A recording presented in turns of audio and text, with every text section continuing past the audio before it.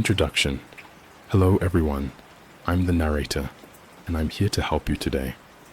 I know you're using this video to sleep, so before we start, please like the video and subscribe to the channel. Also, let me know where you're from and what time it is as you're watching. Relax and unwind. The first call came at 11:42 p.m. I remember because I had just glanced at the clock, wondering if I should go to bed or watch one more episode of the crime drama I'd been binging. The shrill ring of my phone made me jump, scattering popcorn across my lap. Unknown number. I hesitated, then answered. Hello? My voice sounded small in the quiet of my apartment. Silence. Then a low, raspy breath. Hello? I repeated, irritation creeping into my tone. Who is this? The line went dead. I stared at my phone, shrugged, and tossed it aside. Probably a wrong number or a prank call. I settled back into my show, pushing the odd call out of my mind. 15 minutes later, my phone rang again, same unknown number. This time I let it go to voicemail. A minute passed, and my phone buzzed with a notification. One new voicemail. I pressed play, holding the phone to my ear. That same raspy breathing filled the line for a few seconds. Then a whisper. I can see you. A chill ran down my spine. I deleted the message and blocked the number, my hands shaking slightly. Just a creep, I told myself. Nothing to worry about. I got up to make some tea, hoping it would calm my nerves. As I waited for the kettle to boil, I found myself peeking out the window, scanning the dark street below. Nothing but parked cars and empty sidewalks. Back on the couch, clutching my mug of chamomile, I tried to focus on my show, but my mind kept wandering, replaying that whispered message. I can see you. My phone buzzed, a text from another unknown number. Nice pajamas? I looked down at my faded Star Wars pajama pants and felt my stomach drop. How could they know? I jumped up and ran to each window, yanking the curtains closed. My heart was pounding so hard I could feel it in my throat.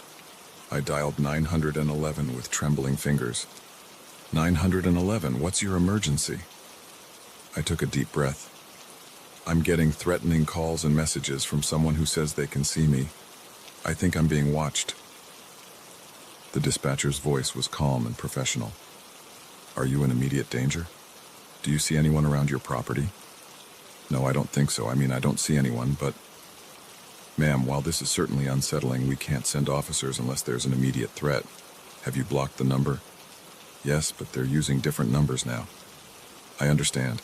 Keep your doors and windows locked, and if you see anyone suspicious or feel you're in danger, call us back immediately. I hung up, feeling frustrated and scared. They weren't going to help me. My phone rang again. Another unknown number. Against my better judgment, I answered. Stop calling me, I said, trying to sound firm and unafraid. A low chuckle. But we're just getting started, Sarah. My blood ran cold. They knew my name. Who is this? What do you want? I demanded. I want you to look out your window, Sarah. I have a surprise for you. The line went dead. Every instinct screamed at me not to do it, but I found myself moving towards the window. My hands shook as I reached for the curtain. I took a deep breath and pulled it back just an inch. At first I saw nothing. Then a movement caught my eye. A figure stood on the sidewalk across the street, partially hidden by a tree. They were looking right at my window. I let the curtain fall back and stumbled away from the window, my heart racing. This couldn't be happening. It had to be a coincidence, right? Just some random person standing on the street. My phone buzzed with a new text. I told you I could see you. Panic gripped me. I ran to my bedroom, slamming and locking the door behind me. I pushed my dresser in front of it for good measure, the wood scraping loudly against the floor. Huddled on my bed, I called 911 again. There's someone outside my apartment, I said, my voice shaking. They've been calling and texting me, and now they're outside. Please, I need help. We'll send a patrol car to check it out. Stay inside and keep your doors locked. I hung up and waited, every muscle in my body tense. The minutes crawled by like hours. Every small sound made me flinch. The hum of the refrigerator, the ticking of my bedside clock, the rustle of leaves outside my window. My window. I hadn't closed the bedroom curtains. I looked up slowly, dreading what I might see. The glass reflected my pale, terrified face back at me. Beyond that, the dark night sky, a few visible stars, the silhouettes of trees, and a face, pressed against the glass, grinning. I screamed, scrambling backwards off the bed. I hit the floor hard, tangled in my blanket. The face disappeared from the window. Sobbing, I crawled to the corner of the room as far from the window as I could get. I could hear my phone ringing in the living room, but there was no way I was leaving this room. A sharp knock on my bedroom door made me yelp. "Sarah? This is Officer Martinez with the police department. Are you all right?" Relief washed over me. Yes, I'm here," I called out, my voice hoarse. I shoved the dresser away from the door with shaking arms and unlocked it. 2 police officers stood in my hallway looking concerned. "Are you hurt, ma'am?" Officer Martinez asked. I shook my head. No, but there was someone at my window, right there. I pointed, but the window showed nothing but darkness now. The officers did a thorough check of my apartment and the surrounding area. They found no signs of an intruder, no footprints beneath my window. "Your fire escape is secure, and there's no way someone could have climbed up to this window without equipment," Officer Chen said. "Are you sure you saw someone?" I nodded vigorously. "I'm sure. He was right there looking in at me. And the calls, the texts. Look." I showed them my phone, but the messages from the unknown numbers were gone. Deleted somehow. The officers exchanged a look I couldn't quite read. "Ms. Carter, is there someone who could stay with you tonight? A friend or family member?" Officer Martinez asked gently. I shook my head. "My family's out of state and my friends all live across town." "All right, we'll have a car patrol the area for the rest of the night. Try to get some rest, and don't hesitate to call if anything else happens." After they left, I double-checked every lock, every window. I turned on all the lights and played loud music to drown out any sounds that might freak me out. There was no way I was sleeping tonight. I paced my living room, jumping at every car that drove by, every gust of wind that rattled the windows. My phone remained silent. As the first light of dawn began to creep through the curtains, I finally started to relax. I'd made it through the night. Maybe it had all been some vivid, stress-induced hallucination. Maybe. My phone buzzed. New text message. With trembling fingers, I opened it. "Good morning, Sarah. Did you miss me? Don't worry, I'll see you again soon. Sweet dreams." Attached was a photo of me, asleep on my couch, clearly taken from inside my apartment. I dropped the phone like it had burned me. This wasn't possible. The police had checked everything. I'd been awake all night. But as the terror rose in my throat, threatening to choke me, my eyes landed on the TV remote next to me. The Blu-ray player was on, the menu screen of my show playing on a loop. Slowly, the realization dawned on me. I hadn't been binging a new show last night. I'd been watching my own life, recorded and played back to me. How long had they been watching? How did they get in? And most terrifying of all, were they still here? As if in answer, I heard a creak from inside my walls, a sound I'd always dismissed as old pipes or settling foundations. Now I knew better. My phone buzzed again. Trembling, I looked at the screen. Ready for the next episode? The headlights barely cut through the torrential downpour as I navigated the winding country road. It was well past midnight, and I was exhausted from hours of driving. That's when I saw him, a lone figure on the roadside, thumb outstretched, drenched to the bone. Against my better judgment, I slowed down. Little did I know this decision would plunge me into a nightmare I couldn't have imagined. I pulled over, the wipers struggling to keep up with the relentless rain. The man jogged to my passenger side, and I leaned over to unlock the door. He slid in, bringing with him the smell of wet clothes and something else I couldn't quite place. "Thanks, mate," he said, pushing back his soaked hood. "Thought I'd be out here all night." I nodded, pulling back onto the road. "No problem. Where you headed?" "Next town over, if that's all right," he replied, his voice oddly calm for someone who'd been stranded in such awful weather. I glanced at him. He was younger than I'd initially thought, maybe mid-20s, with sharp features and eyes that seemed to reflect the dim light of the dashboard. "I'm Jake," I offered, hoping some conversation would keep me alert for the drive. "Matt," he replied simply. We drove in silence for a few minutes, the rhythm of the rain and the swish of the wipers the only sounds. I tried to focus on the road, but my eyes kept darting to my unexpected passenger, There was something off about him, but I couldn't put my finger on what. "So, what brings you out on a night like this?" I asked, trying to break the uncomfortable silence. Matt shrugged. "Sometimes you just need to get away, you know?" I nodded, though I didn't really understand. Who chooses to hitchhike in the middle of a storm? "What about you?" he asked. "Long drive?" "Yeah, coming back from a business trip. Should have gotten a hotel for the night, but I wanted to get home." Matt hummed in response, his eyes fixed on the road ahead. The rain seemed to be getting heavier, if that was even possible. I leaned forward, squinting through the windshield. "Crazy weather, huh?" I said, more to fill the silence than anything else. No response. I glanced over at Matt, and my heart nearly stopped. The passenger seat was empty. I slammed on the brakes, the car fishtailing slightly on the wet road. I looked around wildly, half expecting to see Matt somehow in the back seat. But the car was empty except for me. My mind raced. Had I imagined him? Was I so tired that I'd hallucinated an entire conversation?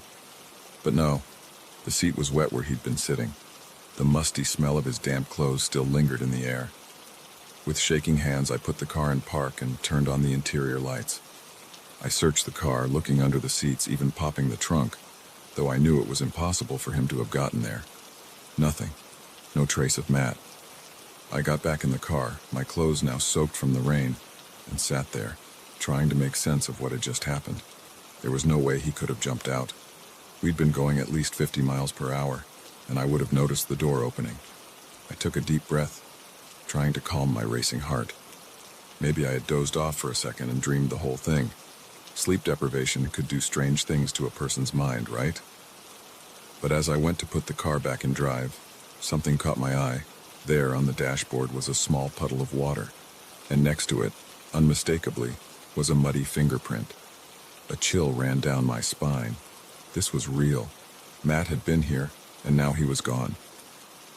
I put the car in drive and pressed the gas pedal to the floor, desperate to put as much distance between me and the stretch of road as possible. My mind whirled with possibilities, each more terrifying than the last. As I drove, I couldn't shake the feeling that I wasn't alone.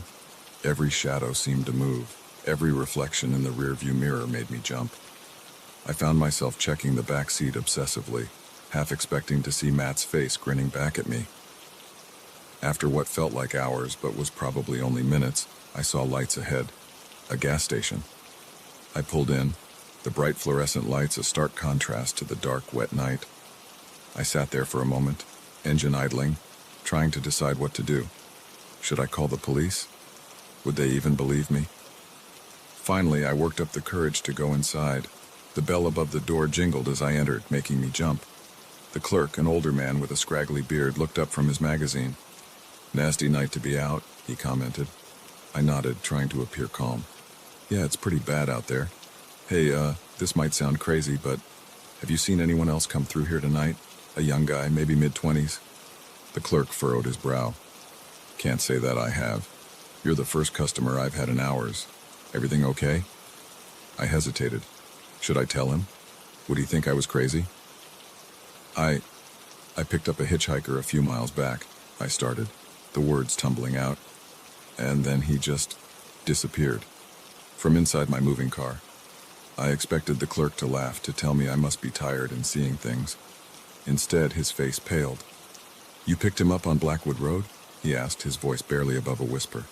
I nodded, a sense of dread growing in the pit of my stomach. The clerk sighed, rubbing his face with his hands. "You're not the first, you know. It's been happening for years. Always on rainy nights, always on that stretch of road." What are you talking about?" I asked, though part of me didn't want to know the answer. "There was an accident about 10 years back," the clerk said, his eyes distant. "Young guy, hitchhiking in a storm. Driver didn't see him until it was too late. Hit him head on. They say he died instantly." I felt the blood drain from my face. But I talked to him. He was in my car." The clerk nodded solemnly. "They all say that. Sometimes he talks, sometimes he doesn't, but he always disappears." I stumbled back, gripping the counter for support. This couldn't be real. Ghosts weren't real. I was tired, that's all. I was seeing things. "Look, son," the clerk said, his voice gentle. "Why don't you sit down for a bit? I've got some coffee in the back. You look like you could use it. I nodded numbly, following him to a small break room. He poured me a cup of coffee, the aroma helping to ground me somewhat. What do I do now? I asked, my voice shaking. The clerk shrugged. Not much you can do. He's never hurt anyone, far as I know. Just gives them a good scare. My advice? Get some rest and try to put it behind you. But as I sat there sipping the too-hot coffee, I knew I'd never be able to forget. The image of Matt, his eyes reflecting the dashboard lights, was burned into my memory. After a while, I thanked the clerk and headed back to my car. The rain had finally let up, and a full moon peeked through the breaking clouds. I took a deep breath, trying to steel myself for the rest of the drive home. As I reached for the door handle, I froze. There in the back seat was a shape. A human shape. My heart pounded as I leaned in for a closer look. It was my jacket. The jacket I could have sworn I'd left at home. I laughed, the sound bordering on hysterical. My imagination was really getting the best of me. I got in the car, shaking my head at my own foolishness. As I went to start the engine, my eyes caught something in the rearview mirror. For just a second, I could have sworn I saw Matt's face, his eyes meeting mine in the reflection. But when I whipped around to look, the back seat was empty. I peeled out of the gas station, my tires squealing on the wet pavement. As I drove, I couldn't shake the feeling that I wasn't alone. Every shadow on the road looked like a person. Every reflection in my mirrors made me flinch.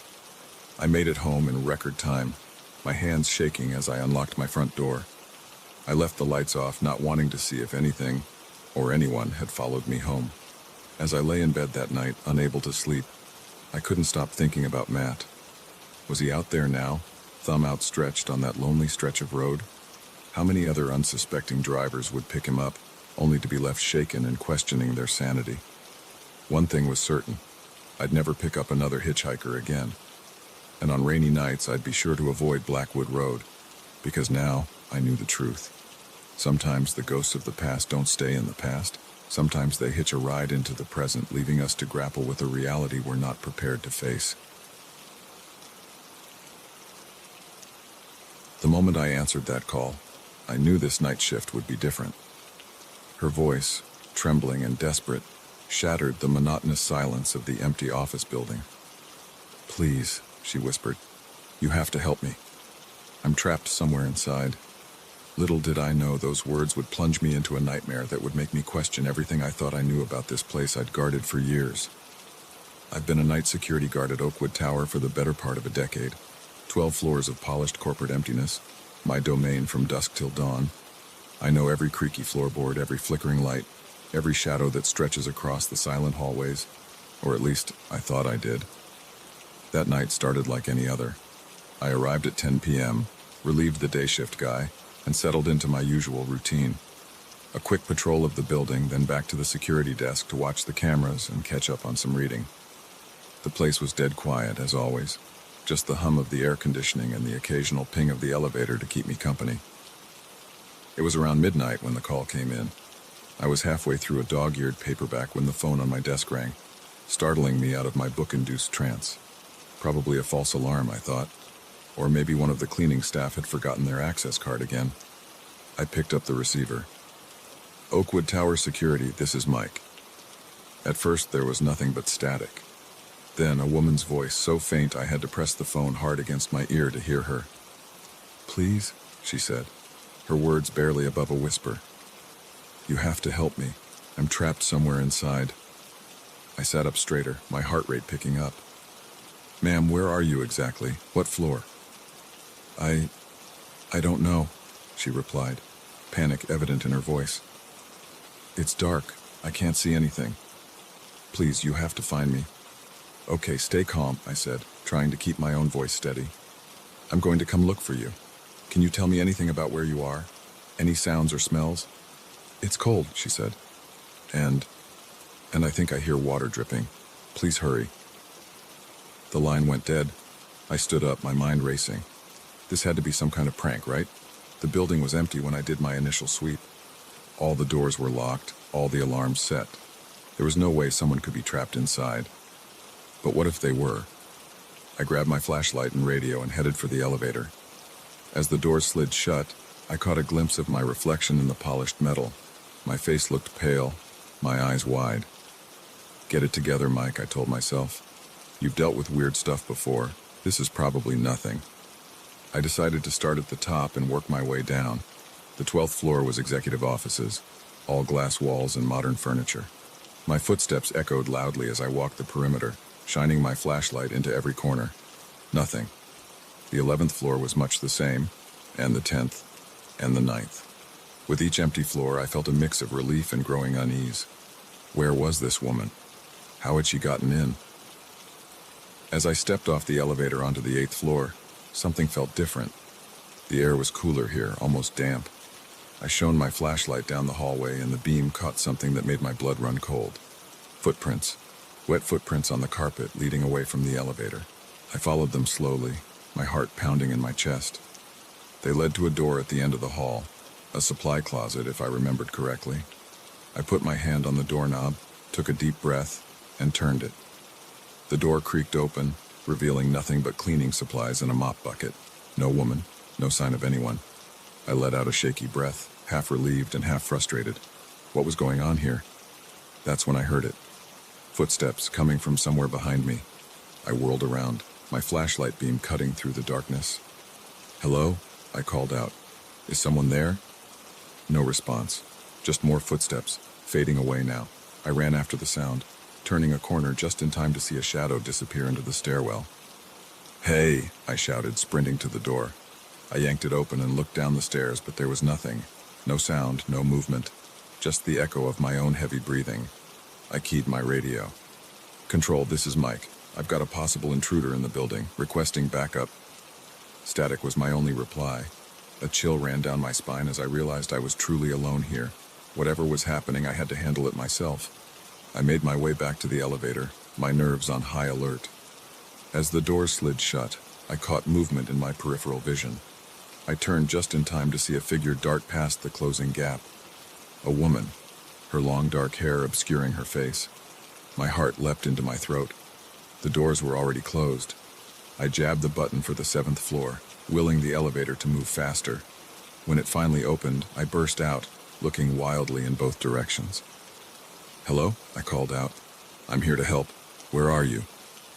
A soft sob echoed from somewhere down the hall. I ran towards the sound, my flashlight beam bouncing erratically off the walls. I rounded a corner and skidded to a stop. There she was. A woman in a white dress, her back to me, her long dark hair hanging limply down her back. She was facing the wall, her shoulders shaking with quiet sobs. "Ma'am," I said softly, not wanting to startle her. "Are you all right? I'm here to help you." She didn't respond, didn't even seem to hear me. I took a step closer. "Miss, can you hear me?" Slowly, so slowly, she began to turn around. I felt my chest tighten, a sense of dread washing over me. Something was wrong, very wrong. As she fully faced me, I stumbled backward, a scream caught in my throat. Where her face should have been, there was nothing but a swirling black void. I ran, faster than I've ever run in my life. I could hear her behind me, her footsteps unnaturally fast, a high-pitched wail filling the air. I slammed into the stairwell door, practically falling down the stairs in my haste to get away. I burst out onto the ground floor, gasping for air. The lobby was dark, the streetlights outside casting long shadows across the marble floor. I ran for the front doors, fumbling with my keys. Just as I got the door open, a cold hand gripped my shoulder. I spun around, coming face to face with the void where her features should be. "Help me," she whispered, her voice now a horrible rasping sound. "You have to help me." I wrenched myself free and stumbled out into the street, not stopping until I was several blocks away. I stood there, bent over and panting, my mind struggling to process what had just happened. When I finally worked up the courage to return to Oakwood Tower, everything was as I had left it. No footprints, no woman, no sign that anything out of the ordinary had occurred. I sat at my desk, shaken to my core, until the morning shift arrived. I didn't tell them what had happened. How could I? They'd think I was crazy. But as I left that morning, I couldn't shake the feeling that I was being watched. I glanced up at the building, its windows reflecting the rising sun, and there in a 7th floor window, I saw her, just for a moment. A pale face, long dark hair, and eyes that seemed to bore into my very soul. I quit my job that day, found a new gig across town, but I still dream about her sometimes. The woman in the white dress, the voice on the phone, and I wonder, is she still there? Still trapped? Still waiting for someone to answer her call? I don't know if I'll ever have the answers, but one thing's for sure. I'll never set foot in Oakwood Tower again. Some mysteries are better left unsolved. Some calls better left unanswered. Because sometimes when you go looking for someone who's trapped, you might just end up trapped yourself. The first set of footprints appeared on a Tuesday morning. Muddy and distinct, they led straight up to my cabin door, as if their owner had materialized out of thin air. I dismissed it as a late-night hiker, perhaps someone who'd lost their way. Little did I know, those innocent-looking tracks were the beginning of a nightmare that would push me to the very edge of sanity. I'd rented the cabin for a month-long writing retreat, desperate to finish my novel away from the distractions of city life. Nestled in the woods of Vermont, it seemed perfect, quaint, isolated, and blissfully quiet. The owner, a gruff old man named Earl, had handed me the keys with a grunt and a warning to keep the doors locked at night. "Bears," he'd said by way of explanation. I'd nodded, thinking nothing of it. That first week was productive. I'd wake early, make a pot of coffee, and write until the sun dipped below the tree line. The words flowed easily, inspired by the tranquil surroundings. But as the days wore on, I couldn't shake the feeling that something was off. It started small. A book left on the coffee table when I was sure I'd put it back on the shelf. The creaking of floorboards in the middle of the night when I was certain I was alone. I chalked it up to an overactive imagination, fueled by too much caffeine and not enough sleep. But then came the footprints. I stared at them that Tuesday morning, coffee mug in hand, trying to make sense of what I was seeing. They started about 10 feet from the door, as if someone had dropped from the sky. No other tracks led to or from them. I shook my head, closed the door, and tried to focus on my writing. But the image of those muddy prints kept creeping into my mind, derailing my concentration. That night, I double-checked all the locks before bed. Sleep came fitfully, punctuated by strange dreams of shadowy figures lurking just out of sight. I woke to the sound of rain pattering against the roof, feeling groggy and unsettled. As I stumbled to the kitchen to start the coffee, something caught my eye. There, on the worn wooden floor, was a trail of wet footprints. My heart leapt into my throat. They led from the front door to the middle of the living room, then vanished. I ran to the door, my hands shaking as I checked the locks. They were still secure, deadbolt in place. How was this possible? I searched every inch of the cabin, looking for signs of forced entry, but found nothing. Unnerved, I called Earl. "Has anyone else got a key to this place?" I asked, trying to keep my voice steady. "Just me and you," he replied gruffly. "Why, something wrong?" I hesitated, then told him about the footprints. There was a long pause on the other end of the line. "Probably just some animal tracks you're seeing," he finally said, but there was an edge to his voice that made me uneasy. "Don't worry about it." But I did worry. I worried all day, unable to concentrate on my writing. As night fell, I found myself jumping at every creak and groan of the old cabin. The words, "just some animal tracks," kept repeating in my head, but I knew that was a lie. Those prints were unmistakably human. I barely slept that night, lying awake and listening intently for any sound out of place. Around 3 a.m. I heard it. Soft, deliberate footsteps circling the cabin. My blood ran cold. I wanted to get up, to look out the window, but fear kept me paralyzed in bed. The footsteps continued for what felt like hours, occasionally punctuated by a soft scraping sound against the outer walls. When my alarm finally went off at 7, sunlight streaming through the curtains, I felt a wave of relief wash over me. I'd made it through the night. But as I walked into the living room, that relief evaporated instantly. There, scratched into the wooden floor, was a single word. Soon. I ran out of the cabin, not even bothering to change out of my pajamas. I needed to get to town, to talk to Earl face to face. This was beyond animal tracks or overactive imagination. Something was terribly wrong. Earl's shop was at the edge of town, a rundown general store that had seen better days. The bell jingled as I burst in, startling the old man behind the counter. "Whoa there," Earl said, eyeing my disheveled appearance. "What's got you in such a state?" Words tumbled out of me in a rush. The footprints, the noises, the scratched message. Earl's face grew more grave with each detail. When I finished, he sighed heavily. "I was hoping it wouldn't come to this," he muttered, more to himself than to me. "Thought maybe it had moved on." "What had moved on?" I demanded. "What's going on, Earl?" He looked at me for a long moment, then gestured for me to follow him into the back room. He poured 2 glasses of whiskey, handed me one, and settled into a worn armchair. "That cabin," he began, his voice low. "It ain't just a cabin. It's got a history." He told me a story that chilled me to the bone. Decades ago, a man had lived in that cabin. A recluse, odd but harmless, until the day they found the bodies. 3 hikers brutally murdered. The man vanished, never to be seen again. "Some say he died out there in the woods," Earl continued.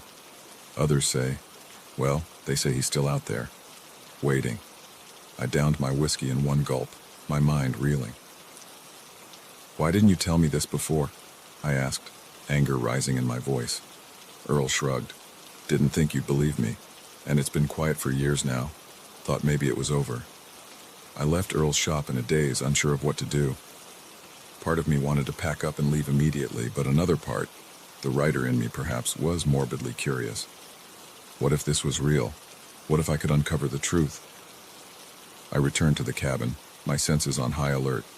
The scratched message was still there, mocking me. I spent the day researching the murders, finding old newspaper articles that corroborated Earl's story. As night fell, I found myself both dreading and anticipating what might come. I didn't have to wait long. Just after midnight, the footsteps started again. This time, instead of hiding, I crept to the window. What I saw nearly stopped my heart.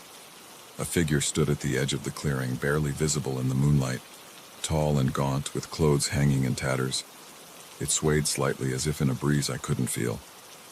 As I watched, frozen in terror, it turned its head towards the cabin, towards me.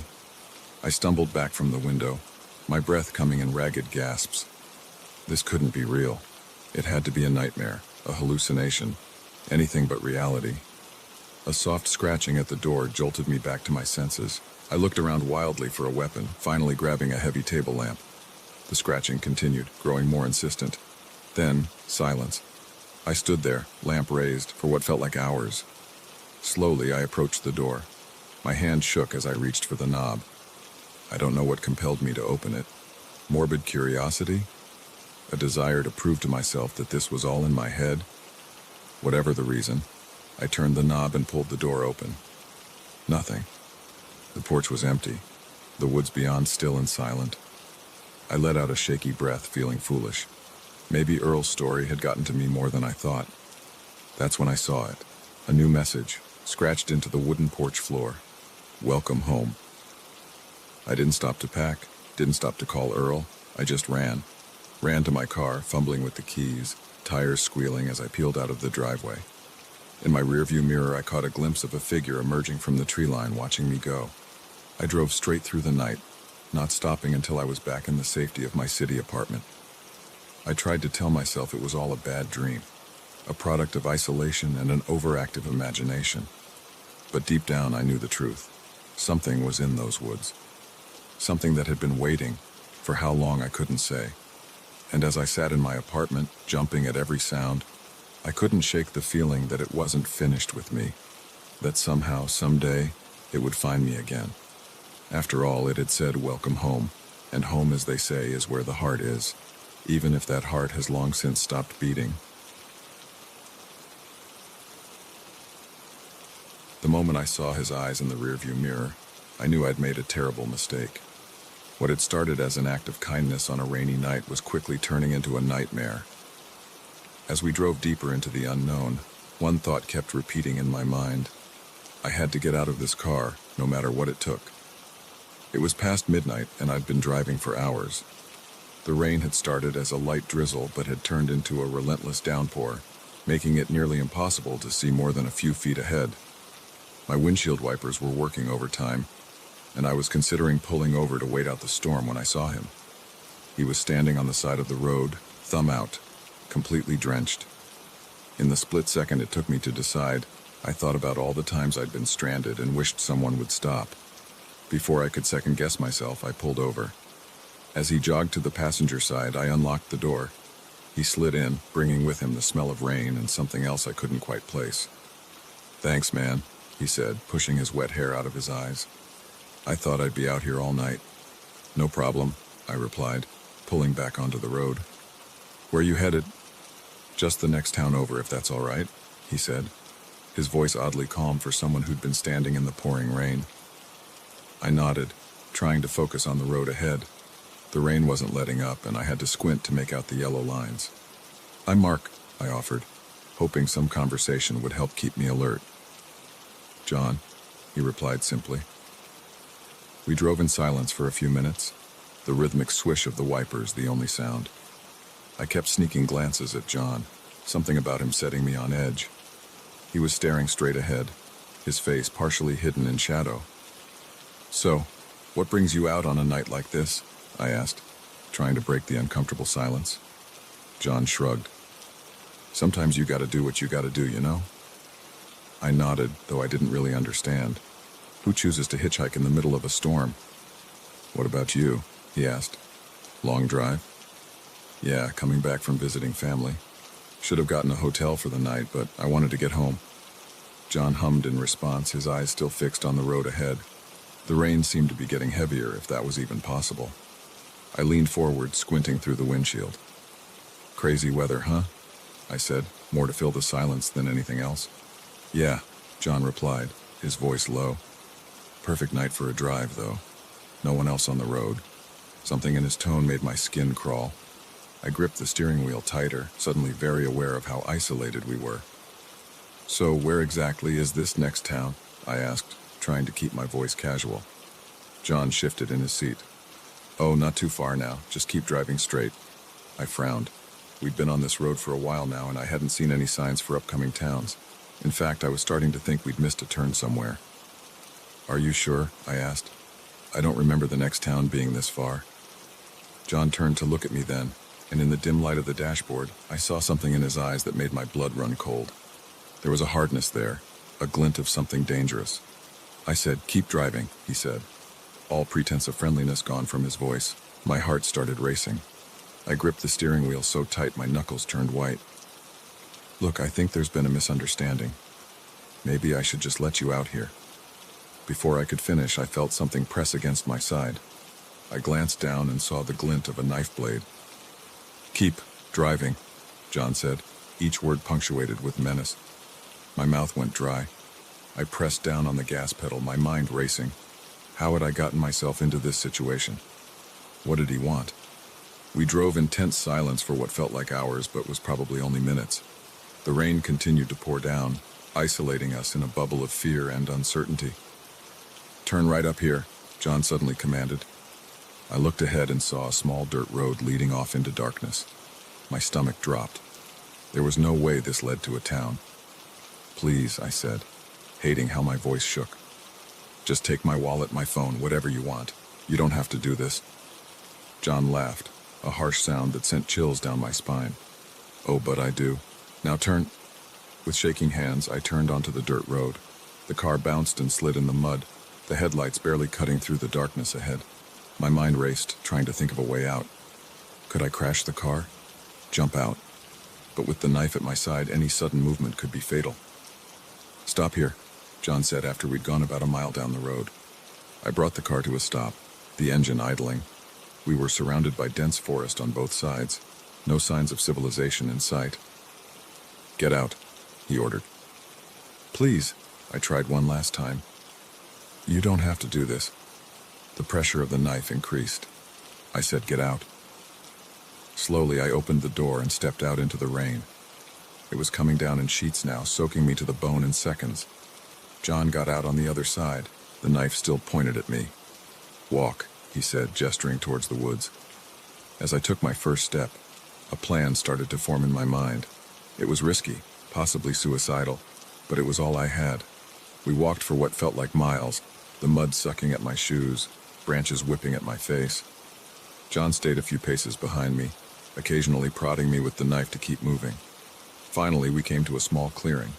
John told me to stop. "Turn around," he said. This was it. My one chance. As I turned, I pretended to slip in the mud.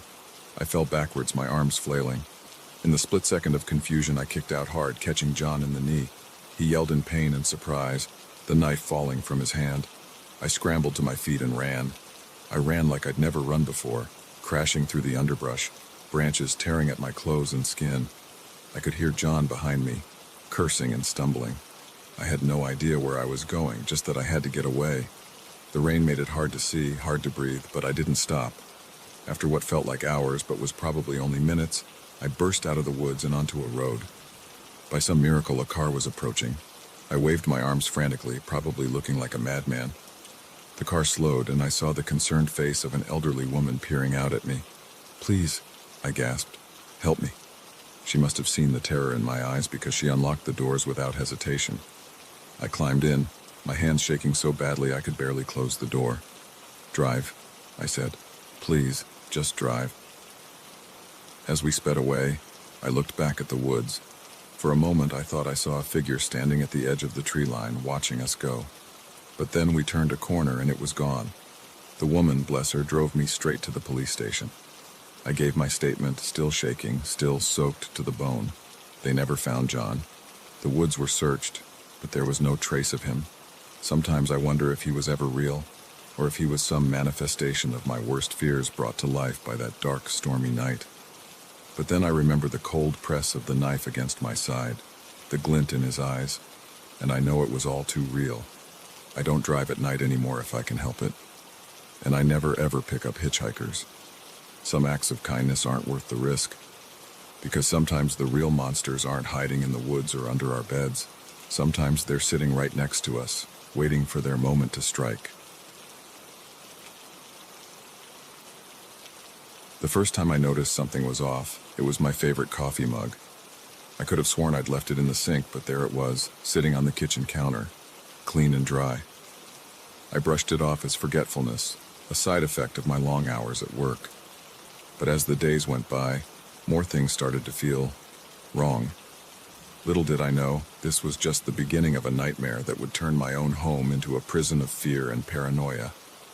I'd been living in this apartment for about 6 months. It was nothing fancy, just a small one-bedroom in a quiet part of town. The rent was cheap, and the landlord, Mr. Keegan, seemed nice enough. He was an older guy, probably in his 60s, with thinning gray hair and a perpetual look of exhaustion on his face. At first, everything was normal. I'd come home from work, make dinner, maybe watch some TV and go to bed. But then things started to change. It was subtle at first. A book out of place here, a chair moved slightly there. I told myself I was just being absent-minded, too stressed from my job to remember where I put things. But then I started noticing bigger things. One day I came home to find my laptop open on the coffee table. I always shut it down and put it away before leaving for work. Another time I found wet footprints leading from the bathroom to the front door, footprints that were too big to be mine. I started to feel uneasy in my own home. I'd walk into a room and get the distinct feeling that someone had just been there. The air would feel different, somehow disturbed. I'd catch whiffs of unfamiliar cologne or hear the faintest echo of footsteps when I knew I was alone. I considered talking to Mr. Keegan about it, but what would I say? That I thought someone was sneaking into my apartment to move my things around? He'd think I was crazy. So I kept quiet and tried to convince myself that I was just being paranoid. But then came the night that changed everything. I woke up suddenly, my heart pounding. Something had pulled me from sleep, but I couldn't pinpoint what. The digital clock on my nightstand read 3:17 a.m. As I lay there trying to calm my racing pulse, I heard it, the soft creak of a floorboard in the living room. I froze, barely daring to breathe. There it was again, closer this time. Someone was in my apartment. Panic gripped me.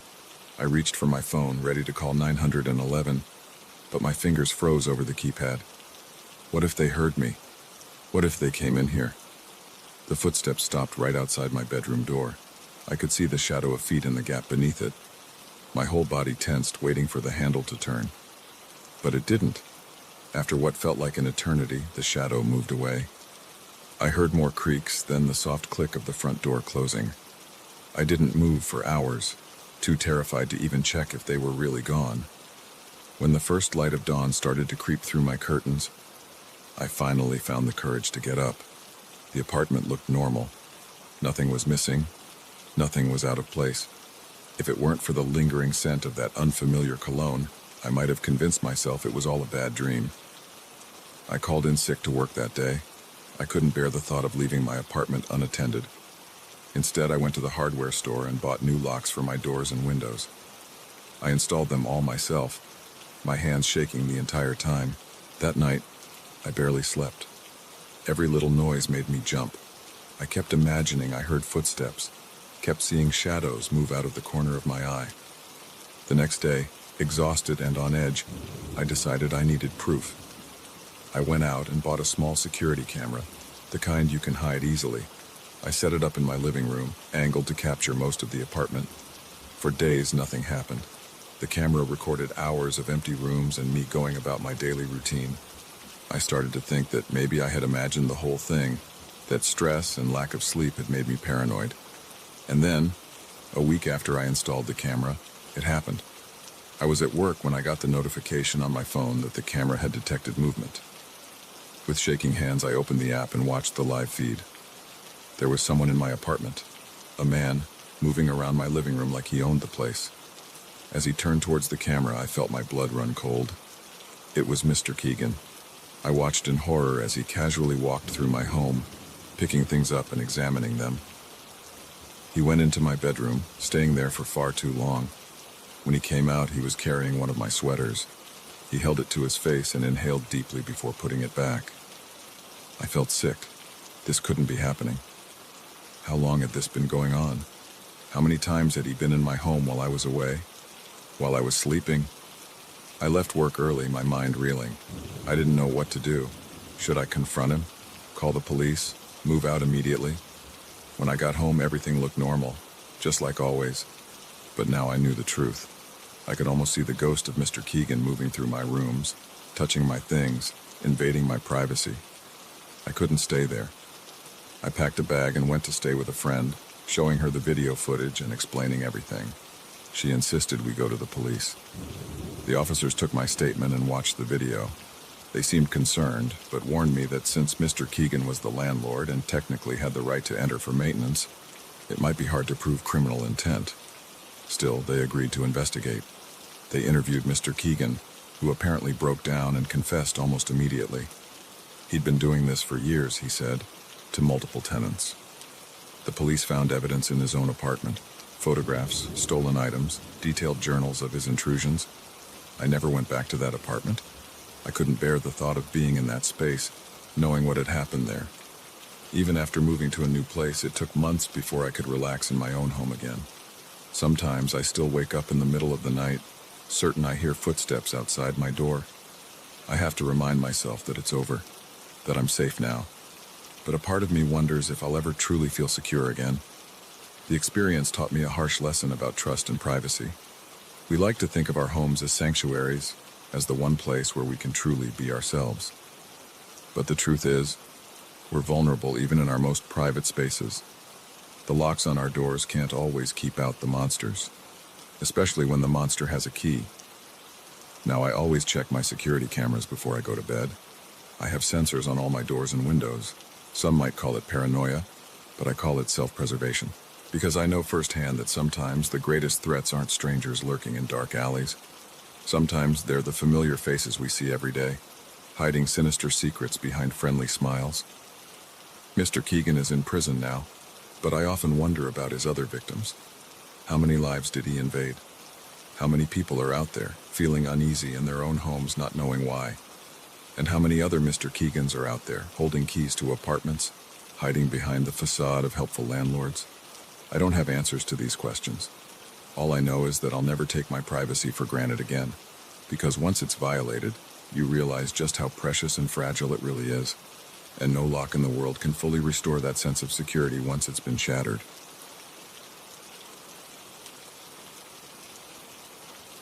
The moment I opened that suitcase, I knew my life would never be the same. Stacks of crisp bills stared back at me, more money than I'd ever seen in my life. But as the pounding on my motel room door grew louder, I realized that finding a fortune might just cost me everything. It had been a long day of driving.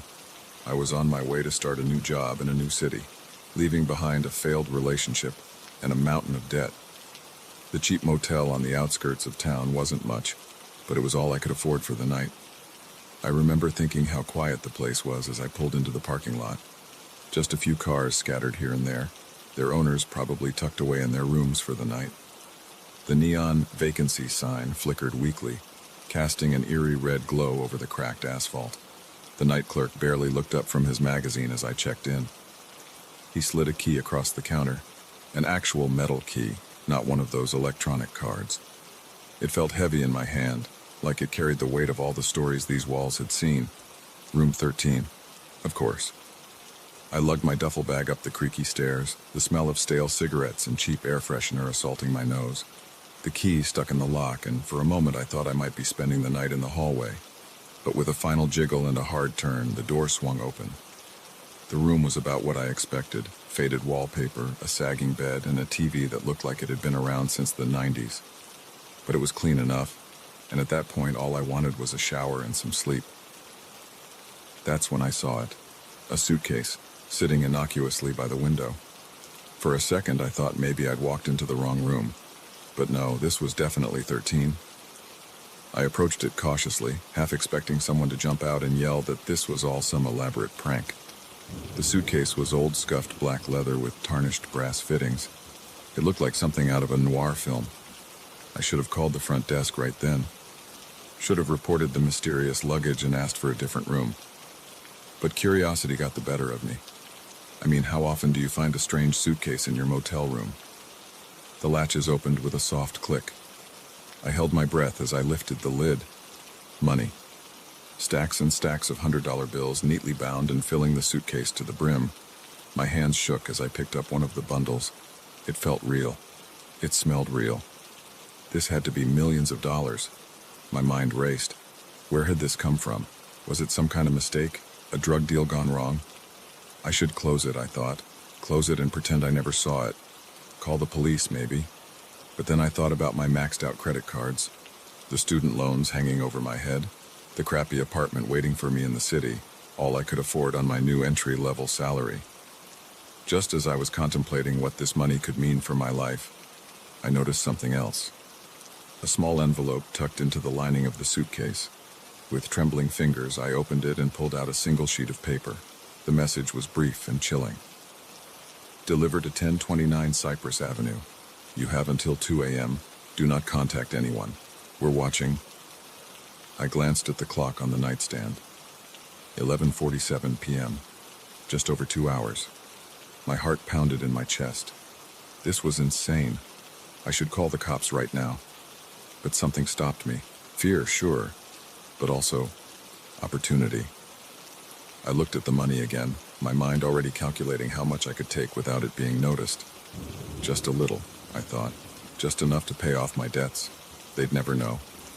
I was so lost in my thoughts that I almost missed the sound. A soft knock at first, then louder. Someone was at the door. I froze, the stolen bill still in my hand. The knocking came again, more insistent this time. Housekeeping, a muffled voice called. Housekeeping? At midnight? No, thank you, I called back, my voice cracking. The knocking stopped, but I could sense someone still out there. I tiptoed to the door and peered through the peephole. A man stood in the hallway, dressed in a motel uniform that seemed a size too small. He was looking directly at the peephole, a slight smirk on his face. As I watched, he reached into his pocket and pulled out something that made my blood run cold. A gun. I stumbled back from the door, my mind reeling. This was real, this was happening, I had to get out of here. But how? The only exit was the door, and there was an armed man on the other side. The window? I was on the second floor, but maybe... The decision was made for me as the doorknob began to turn. I hadn't even heard him picking the lock. In a panic, I grabbed the suitcase and ran to the window. It was old and swollen with humidity, but adrenaline gave me strength. It flew open with a screech just as I heard the door behind me slam open. I didn't think. I just jumped. The fall was both longer and shorter than I expected. I hit the ground hard, the suitcase tumbling from my grasp. Pain shot through my ankle, but I ignored it. I could hear shouts from above, the sound of running feet. I scooped up the suitcase and ran. My car was just a few spaces away. If I could just make it. A gunshot rang out, the bullet pinging off the pavement near my feet. I yelped and ran faster, my injured ankle screaming in protest. I reached my car, fumbling with the keys. Another shot, this one shattering my rear window. I dove inside, jammed the key into the ignition, and peeled out of the parking lot. In my rearview mirror, I could see two men running after me, but they quickly fell behind. I drove aimlessly, taking random turns, my heart pounding so hard I thought it might burst from my chest. After about 20 minutes, when I was sure I wasn't being followed, I pulled into an empty parking lot. My hands were shaking so badly I could barely turn off the engine. What had I done? What had I gotten myself into? I looked at the suitcase sitting on the passenger seat. In the heat of the moment, I'd grabbed it without thinking. Now I was stuck with it, and whatever trouble came with it. I checked my phone, 12:43 a.m., a little over an hour until the deadline. I had a choice to make.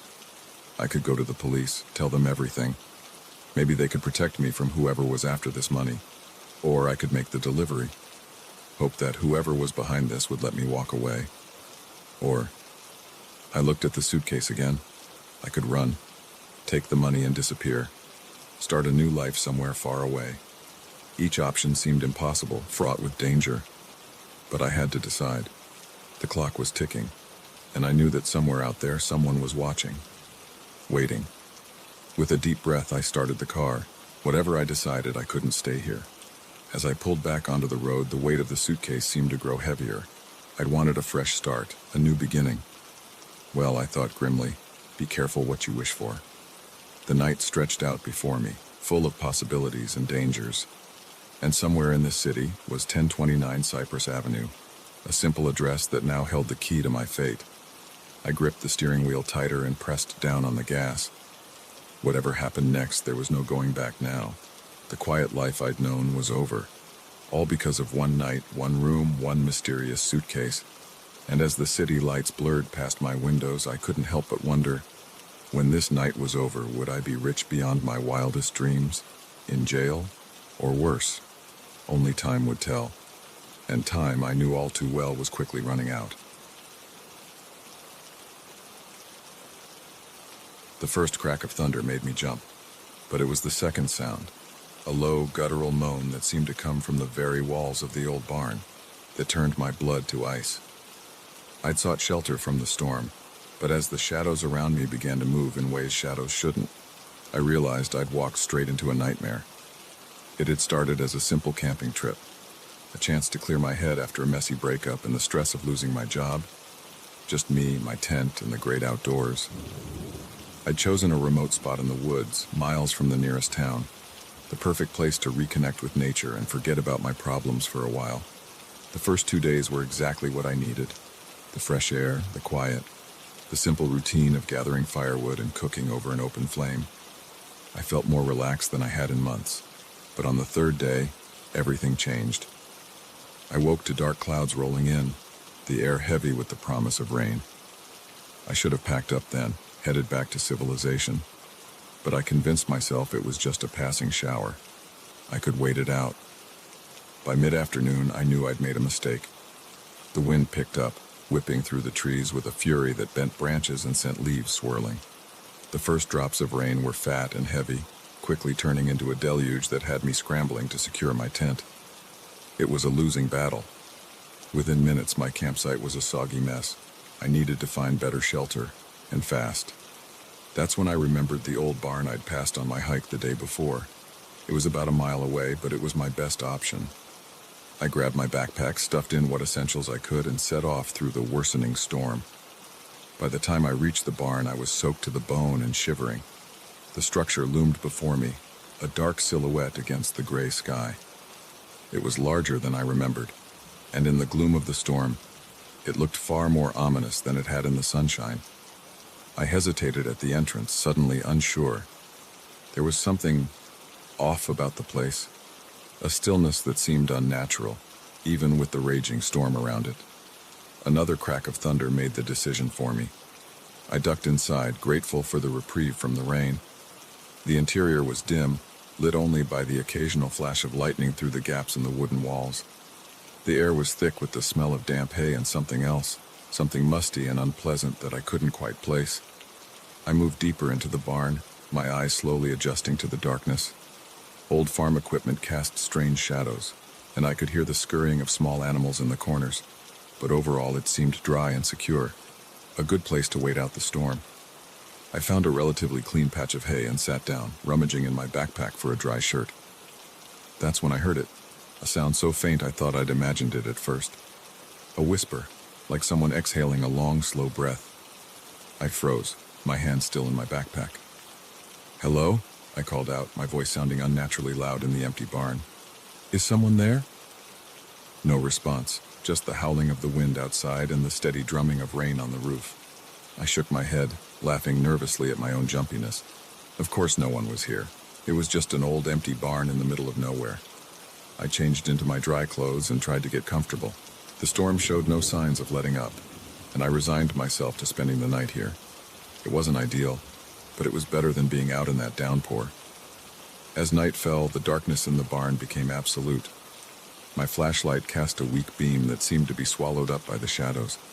I kept it on, a small circle of light that did little to dispel the growing sense of unease that was settling over me. That's when the noises started. At first it was just creaks and groans, old wood settling, I told myself. But then came sounds I couldn't explain away so easily. Scratching noises from the walls, soft thuds from the hayloft above, and worst of all, that whispering sound again, closer now, like someone was standing just beyond the reach of my flashlight. I pulled my knees to my chest, my eyes darting around wildly. This wasn't right. I shouldn't be here. Every instinct was screaming at me to run, storm or no storm. But where would I go?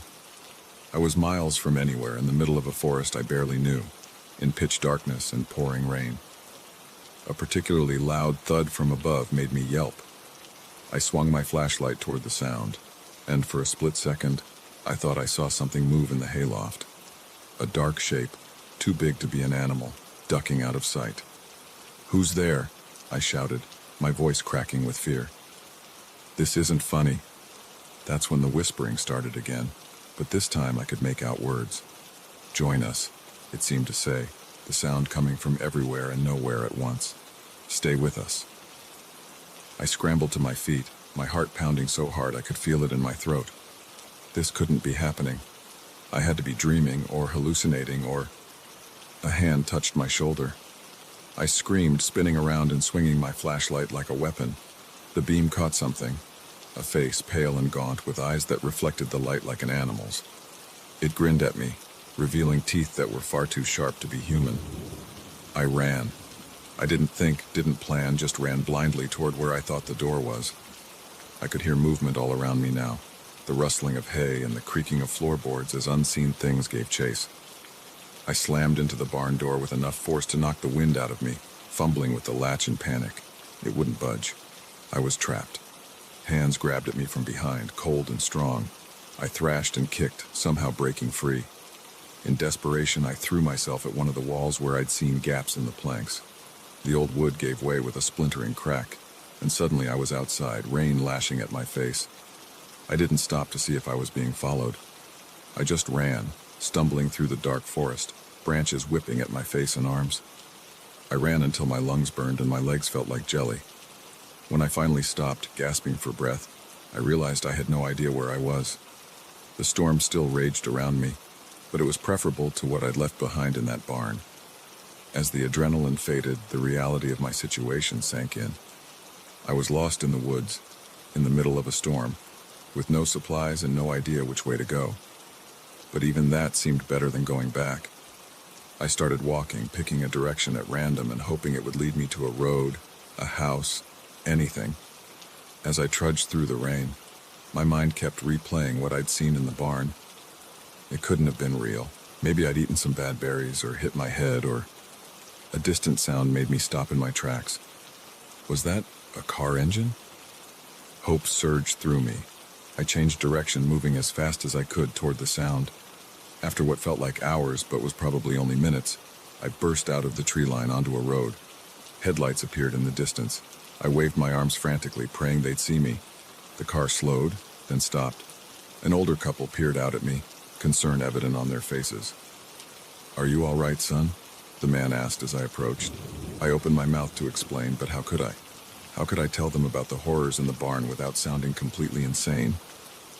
I got lost, I managed to say. "Can you help me get to town?" They were kind enough to give me a ride. As we drove away, I kept looking back, half expecting to see pale faces and sharp-toothed grins in the rearview mirror. But there was nothing but darkness and rain. I never went camping again after that night. Sometimes, when the wind howls just right, I can still hear those whispers. "Join us," they say. "Stay with us." And I know with a certainty that chills me to my core that somewhere out there in a forest I'll never visit again, there's an old barn waiting for the next unsuspecting soul to seek shelter from the storm. The moment I realized Sarah was gone, I felt like I'd been plunged into an icy lake. 1 second she was there, sitting next to me in the passenger seat, and the next, nothing. Just an empty space where a person should have been. It was as if the rainy night had reached into my car and swallowed her whole, leaving me alone with a mystery that would haunt me for years to come.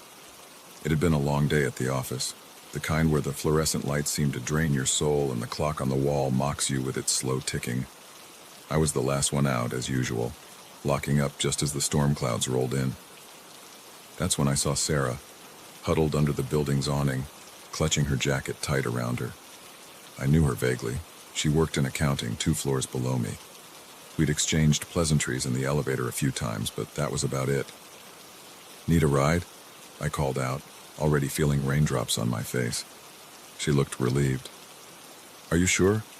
I don't want to impose." I waved off her concern. "It's no trouble. Where do you live?" As it turned out, her apartment was on my way home. We dashed to my car, the rain already coming down in sheets. Once inside, I turned up the heat, noticing how she shivered slightly in her damp clothes. "Thanks again," she said, offering a small smile. "I usually take the bus, but with this weather—" "No problem," I replied, pulling out of the parking lot. "I'm Tom, by the way. I don't think we've ever properly introduced ourselves." "Sarah," she said, though I already knew her name. "Nice to finally meet you, Tom." We fell into easy conversation as I navigated the rain-slicked streets. Sarah was funny and quick-witted, and I found myself enjoying her company more than I expected. We talked about work, our weekend plans, the latest office gossip. It felt nice, normal. The rain was getting heavier, making it hard to see more than a few feet ahead. I leaned forward, squinting through the windshield, wipers working overtime. "This is crazy," I muttered. "I can barely see the road." "Maybe we should pull over?" Sarah suggested, a note of concern in her voice. I shook my head. "We're almost to your place, just a few more minutes." I glanced over at her, offering what I hoped was a reassuring smile. She smiled back, but there was tension around her eyes. That was the last time I saw her. I turned my attention back to the road, focusing on not hydroplaning in the deep puddles that were forming. The rhythmic swish of the wipers and the drumming of rain on the roof filled the car. "So, any big plans this weekend?" I asked, trying to lighten the mood. No response. "Sarah?" I turned to look at her again, and my heart nearly stopped. The passenger seat was empty. I slammed on the brakes, the car fishtailing slightly before coming to a stop. For a long moment, I just sat there, staring at the vacant seat, trying to process what I was seeing, or rather what I wasn't seeing. "Sarah," I called out again, louder this time. Maybe she'd somehow slipped into the back seat. But no, that was empty too. I got out of the car, rain immediately soaking through my clothes. "Sarah!" I yelled, my voice barely audible over the storm. There was no sign of her anywhere. My mind raced. Had she jumped out of the car? But why? And how hadn't I noticed? The door hadn't opened. I would have felt the rush of wind and rain, and we'd been going at least 40 miles per hour. If she'd somehow fallen out, she'd be seriously injured. I walked up and down the street, calling her name, peering into the darkness. But there was nothing, just empty sidewalks and the relentless rain. After what felt like hours, but was probably only minutes, I got back in the car, shaking from both cold and shock. I sat there, water dripping from my hair, trying to make sense of what had happened. Had I imagined her? No, that was impossible. We'd had a whole conversation. I could still smell her perfume in the car. I drove home in a daze, my mind replaying every moment of the drive. By the time I reached my apartment, I'd convinced myself that I must have dropped her off and somehow forgotten about it. Stress and fatigue can do strange things to a person's memory, right? But when I checked my phone, there were no messages from Sarah thanking me for the ride. And when I got to work on Monday, ready to apologize for my apparent lapse in memory, I was met with confused looks. "Sarah from accounting?" the receptionist said, frowning. "We don't have anyone by that name working here." I felt like I was losing my mind. I described Sarah, her dark hair, her green eyes, the little scar on her left hand, but no one seemed to know who I was talking about. I went down to the accounting department, thinking maybe there had been some misunderstanding. But as I walked through the office, I realized I didn't recognize anyone there. Faces I thought I knew suddenly seemed unfamiliar. "Can I help you?" a woman asked, noticing my confused wandering. "I'm looking for Sarah," I said, my voice sounding strange to my own ears. "She works here in accounting." The woman shook her head. "I'm sorry, there's no Sarah in this department. Are you sure you have the right floor?" I mumbled an apology and left, my head spinning. Back at my desk, I tried to focus on work, but I couldn't shake the feeling that something was terribly wrong. During my lunch break, I decided to do some digging. I searched the company directory, social media, even local news articles. There was no trace of Sarah anywhere. As the days turned into weeks, I became obsessed with finding her. I retraced our drive that night countless times, always in the rain, hoping to recreate the conditions. I put up flyers with her description, much to the concern of my co-workers who were starting to worry about my mental state. I even went to the police, but without a last name or any proof that Sarah had ever existed, they couldn't do much. The detective listened to my story with a mixture of skepticism and pity. "Look, Mr. Thompson," he said gently, "sometimes our minds play tricks on us, especially in stressful situations. Are you sure you didn't just imagine this woman?" But I knew I hadn't imagined her. The memory of our conversation was too vivid, too real. The way she laughed at my lame jokes, the slight crinkle around her eyes when she smiled. These weren't things you could invent. Months passed, and slowly life began to return to normal, or at least a new kind of normal. I still thought about Sarah every day, but the intensity of my search faded. I had to accept that I might never know what happened that rainy night. And then, exactly 1 year later, it happened again. I was driving home from work, another late night, another rainstorm. As I stopped at a red light, I glanced over at the passenger seat out of habit. My heart nearly stopped. Sarah was sitting there, looking exactly as she had that night a year ago. She turned to me, a sad smile on her face. "Hello, Tom," she said softly. "I'm sorry I disappeared on you like that." I couldn't speak, couldn't move. I just stared at her, afraid that if I blinked, she'd vanish again. "I know you have questions," she continued, "but I can't answer them. I'm not even sure I understand it myself. All I know is that sometimes on rainy nights like this, I exist, and sometimes I don't." The light turned green, but I didn't move. Cars behind me started honking. "You have to let me go, Tom," Sarah said, her form already starting to fade. "For both our sakes. Just remember, not everything in this world can be explained. Some mysteries are meant to remain unsolved." And with that, she was gone. Again. I sat there, oblivious to the angry horns behind me, tears mixing with the rain on my face. Part of me wanted to start searching again, to prove to myself and everyone else that I wasn't crazy. But a larger part knew that Sarah was right. Some things can't be explained, can't be solved. As I finally drove home, I felt a weight lift from my shoulders. The mystery of Sarah would always be a part of me, a reminder that the world is stranger and more wonderful than we can imagine. And on rainy nights, I'd always keep an eye on my passenger seat, just in case, because you never know when someone might appear or disappear right before your eyes.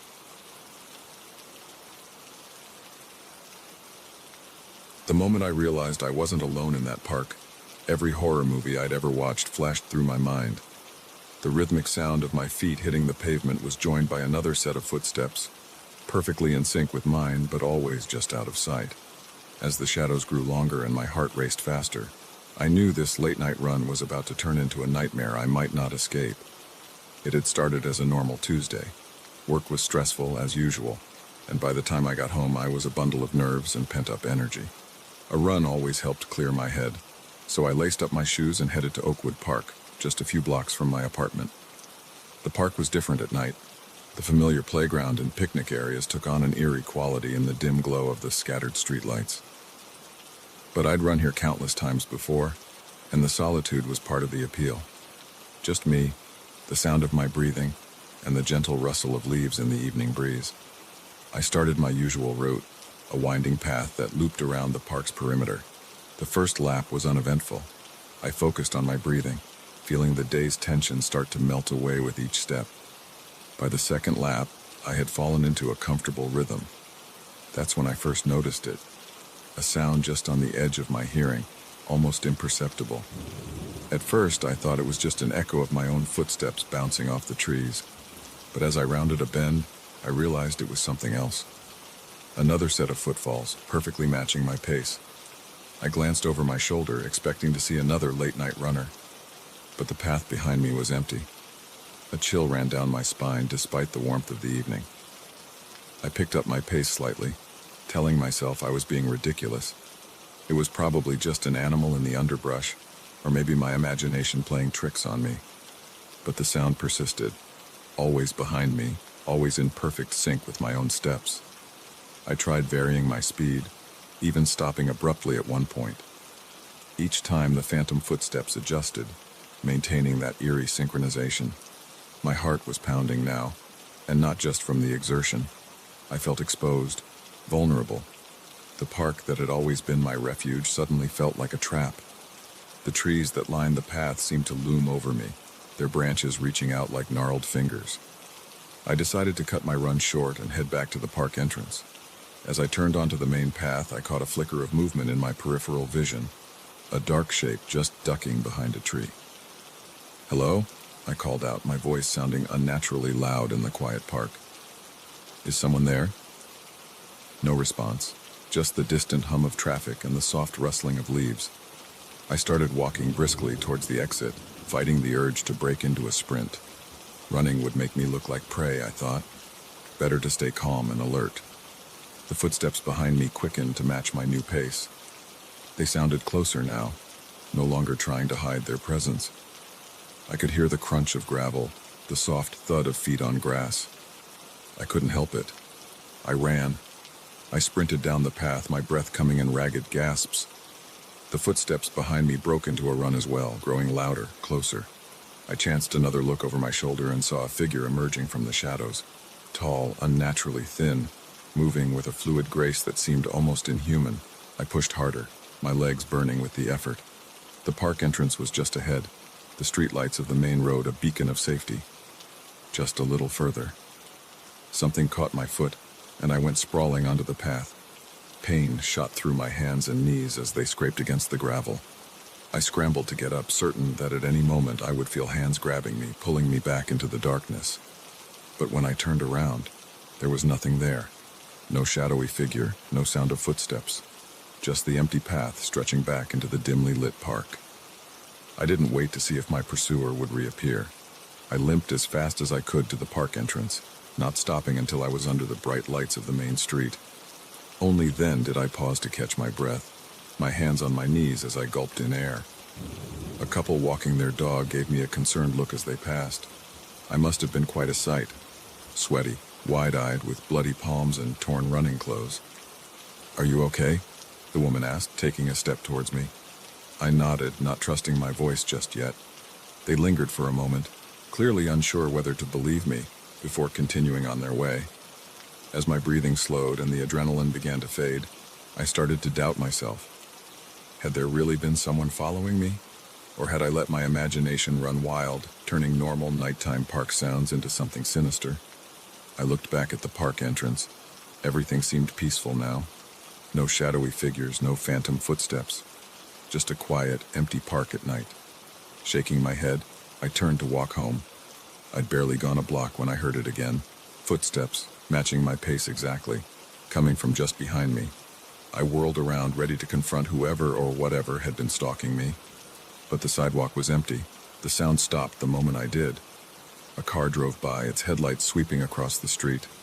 For just a split second, I saw something that made my blood run cold. A shadow cast on the sidewalk beside me, a shadow that didn't match my own. I ran all the way home, not daring to look back again. I slammed my apartment door shut behind me, locking it with shaking hands. Only when I was safely inside did I allow myself to break down, sliding to the floor as sobs racked my body. What had happened in that park? Who or what had been following me?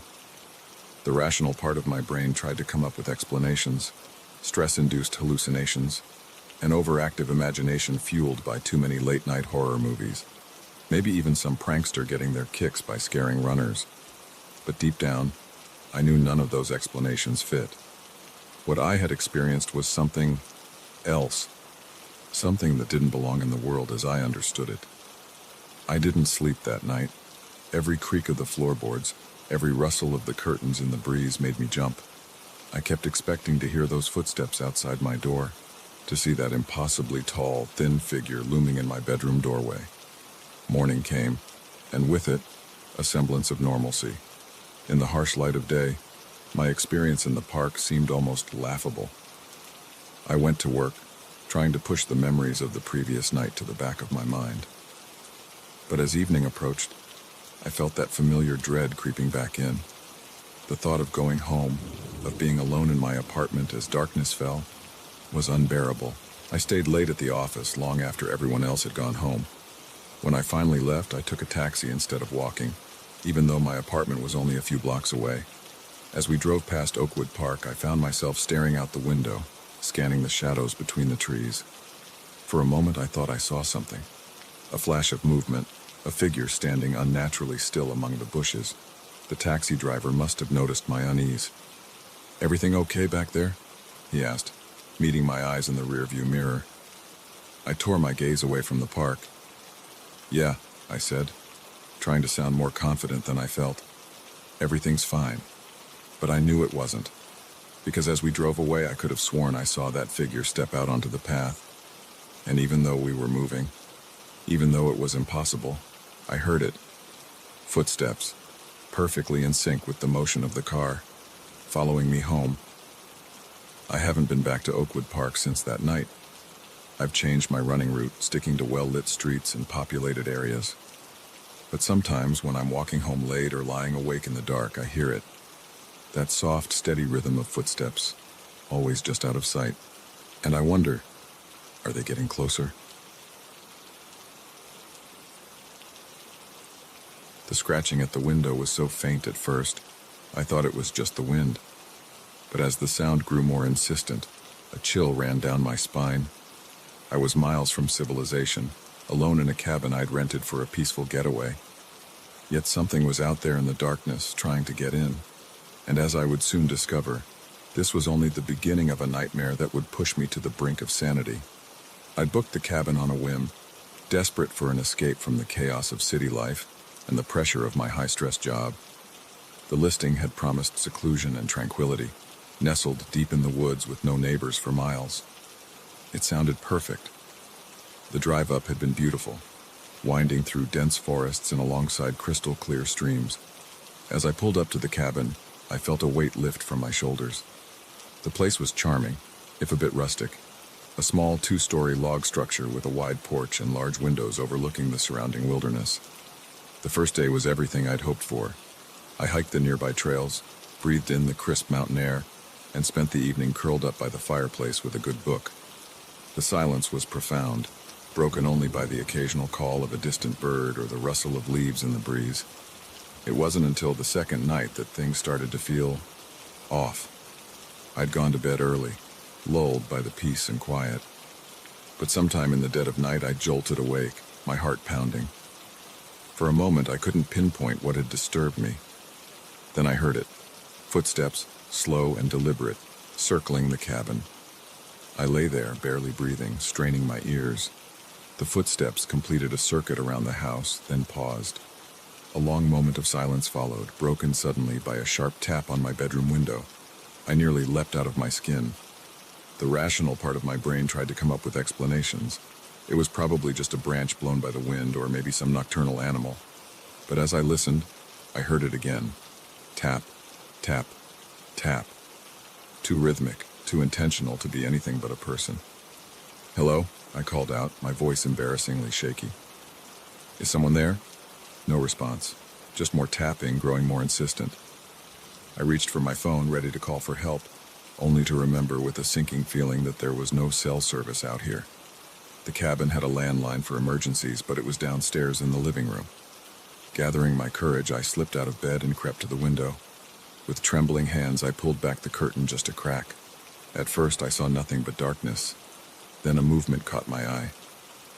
A figure standing at the edge of the woods, barely visible in the dim moonlight. As I watched, it raised a hand and waved slowly as if it knew I was looking. I let the curtain fall back into place, my mind reeling. This couldn't be happening. I was alone out here, miles from the nearest town. How could someone else be here? The tapping started again, this time at the living room window downstairs.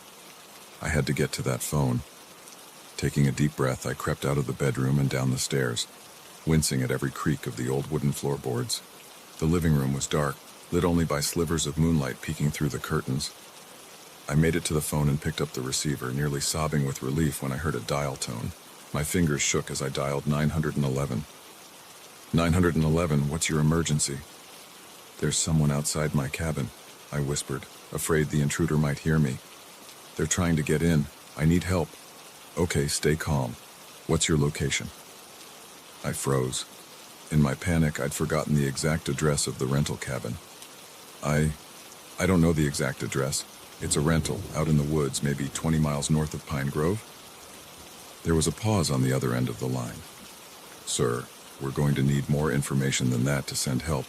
Are you in immediate danger? Before I could answer, a loud thud came from the front door, like someone had thrown their whole body against it. I dropped the phone, terror coursing through me. The thudding continued, the old wooden door groaning under the assault. I looked around wildly for a weapon, anything to defend myself. My eyes landed on the fireplace poker. Just as I grabbed it, the door burst open with a sickening crack. And there, silhouetted in the doorway, was the figure I'd seen in the woods. It was tall, impossibly tall, its limbs too long and thin to be human. As it ducked to enter the cabin, I caught a glimpse of its face in the moonlight. My blood ran cold. Where there should have been eyes, there were only dark, empty sockets. I scrambled backwards, the poker held out in front of me like a sword. "Stay back," I yelled, my voice cracking with fear. The creature tilted its head, regarding me with those empty eye sockets. Then, to my horror, it spoke. Its voice was like dry leaves rustling, barely above a whisper. "We've been waiting for you," it said. "For so long." "We?" I managed to choke out. As if in answer, more figures appeared in the doorway behind the first. 3, 4, 5 of them, all with the same elongated limbs and eyeless faces. They began to advance into the room, moving with an unnatural grace. I swung the poker wildly, but it passed right through the nearest creature as if it were made of smoke. In that moment, I realized that whatever these things were, they weren't physical beings. They were something else, something not of this world. I ran. Up the stairs into the bedroom, slamming the door behind me. I pushed the heavy oak dresser in front of it, knowing even as I did so that it was futile. These things didn't need doors. Sure enough, they began to seep into the room, passing through the walls as if they were no more substantial than mist. They surrounded me, their eyeless gazes boring into me. "What do you want?" I cried, pressing myself against the wall. "To show you," the first one said. "To open your eyes." It reached out a long, spindly hand towards my face. I tried to pull away, but I was frozen in place, unable to move. As its cold fingers touched my forehead, the world around me began to shift and warp. The walls of the cabin melted away, replaced by swirling cosmic vistas. I saw impossible geometries, heard sounds that no human ear was meant to hear. In that moment, I understood. These beings weren't evil, weren't here to harm me. They were messengers, guardians of some greater truth that lay just beyond the veil of our reality. They showed me wonders and horrors beyond imagination, the birth and death of universes, the grand cosmic dance of creation and destruction. I saw my own life, my own death, played out across the tapestry of time. When I came back to myself, I was lying on the floor of the bedroom. Sunlight was streaming through the windows, and birds were chirping outside. The creatures were gone, leaving no trace of their presence. I staggered to my feet, my mind reeling from what I'd experienced. Had it all been a dream? A hallucination brought on by stress and isolation? But as I caught sight of my reflection in the mirror, I knew it had been real. My hair had turned stark white, and in my eyes I could see the echoes of the cosmic vastness I'd witnessed. I left the cabin that day, driving back to the city in a daze. I tried to tell others what had happened, but the words always fell short. How could I describe the indescribable? In the years since, I've never been able to shake the memory of that night. Sometimes when I'm alone in the dark, I hear those footsteps again, circling, and part of me, God help me, longs to see those eyeless faces once more, to peer again beyond the veil of our limited reality. Because once you've glimpsed the true nature of the universe, how can you ever be content with the mundane again? I know that they're still out there, waiting, and someday I think I might just go back to that cabin in the woods, to see what other truths they have to show me. The first time I heard the footsteps in the attic, I dismissed them as the house settling. But when I found the half-eaten sandwich on the dusty floor, I knew with chilling certainty that I wasn't alone. Someone, or something, was living above my head, and I was about to uncover a secret that would turn my quiet house-sitting gig into a waking nightmare. It was supposed to be an easy job. My parents, friends, the Millers, were going on a month-long European vacation, and they needed someone to watch their sprawling Victorian home. As a broke college student home for the summer, I jumped at the chance. A whole month in a beautiful house with nothing to do but water the plants and collect the mail. It seemed too good to be true. The first week was uneventful. I spent my days lounging by the pool, binge-watching shows on their massive TV, and relishing the solitude. The house was old but well-maintained, full of antique furniture and curious knickknacks. I found myself wandering from room to room, imagining the stories behind each object. It was during one of these explorations that I first noticed the attic door. It was tucked away at the end of a second-floor hallway, almost hidden behind a large armoire. I tried the handle, but it was locked. I made a mental note to ask the Millers about it when they returned, assuming it was just storage space. That night I woke to a strange sound. A soft thud, followed by what sounded like footsteps directly above my bedroom. I lay there, heart pounding, straining my ears. The footsteps moved across the ceiling, then stopped. Silence fell, broken only by the ticking of the antique clock in the hallway. I told myself it was just the old house creaking, or maybe a raccoon had found its way into the attic. But a nagging feeling in the pit of my stomach told me it was something else. The next day, I searched the house for the key to the attic door. I told myself I was just being thorough, checking all areas of the house as a responsible house-sitter should. But deep down, I knew I was looking for answers to the mysterious sounds. I found the key in Mr. Miller's desk drawer, a large, old-fashioned thing that looked like it belonged in a Gothic novel. With shaking hands, I returned to the attic door. The key slid in smoothly, and with a turn, the lock clicked open. The door creaked as I pushed it open, revealing a narrow staircase leading up into darkness. I flicked the light switch, but nothing happened. Of course, I thought. Why would it be that easy? Using my phone as a flashlight, I began to climb the stairs. Each step groaned under my weight, and I winced at the noise, irrationally afraid of alerting something. The attic was a large, open space, filled with the usual clutter of forgotten belongings and dust-covered furniture. Moonlight filtered through a small, round window, casting long shadows across the floor.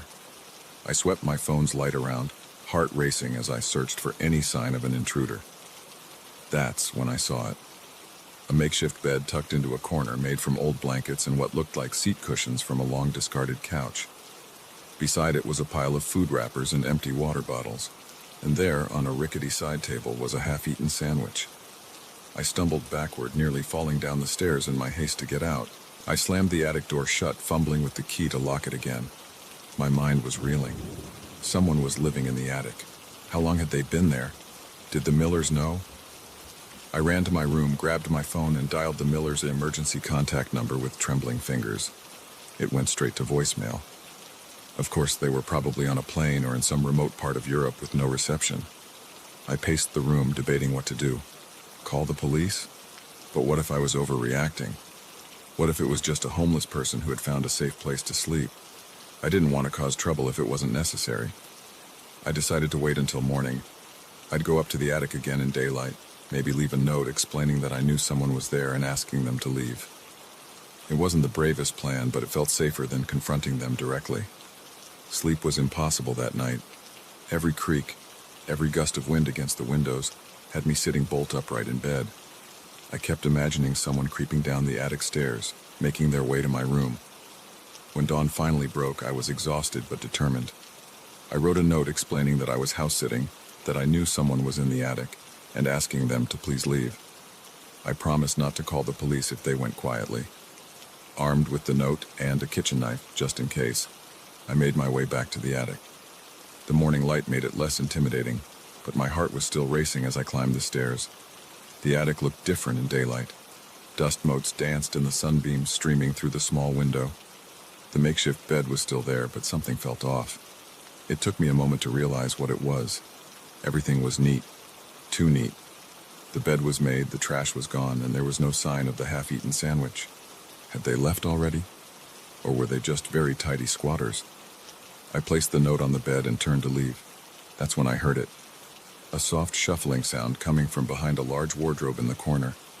I froze, the knife clutched tightly in my sweating palm. "Hello?" I called out, my voice embarrassingly shaky. "I know you're there. Please, I don't want any trouble. Just come out and we can talk about this." Silence. Then slowly, the wardrobe door began to open. I raised the knife, prepared to defend myself. But what emerged from the wardrobe wasn't a person at all. It was... I don't even know how to describe it. A creature about the size of a large dog, but with too many legs. Its skin was a pale, sickly color, and where its face should have been, there was just a mass of writhing tentacles. I screamed. I couldn't help it. The creature made a high-pitched keening noise in response and scuttled towards me with alarming speed. I turned and ran, taking the attic stairs 2 at a time, not caring about the thunderous noise I was making. I burst out of the attic and slammed the door shut, fumbling with the key. I could hear the creature on the other side, its many legs scrabbling against the wood. The lock finally turned and I backed away, still clutching the knife. My mind was spinning. What was that thing? How long had it been up there, and most importantly, how was I going to get rid of it? I spent the rest of the day in a panic, alternating between pacing the house and sitting in terrified silence, straining to hear any sound from the attic. I tried calling the Millers again, and again got no answer. I thought about calling the police, but what would I tell them? That there was a tentacle monster in the attic? They'd think I was insane or on drugs. As night fell, the noises from the attic grew louder, thumps and scratches, and that awful keening sound. I huddled in the living room, every light in the house blazing, the TV on loud to drown out the sounds from above.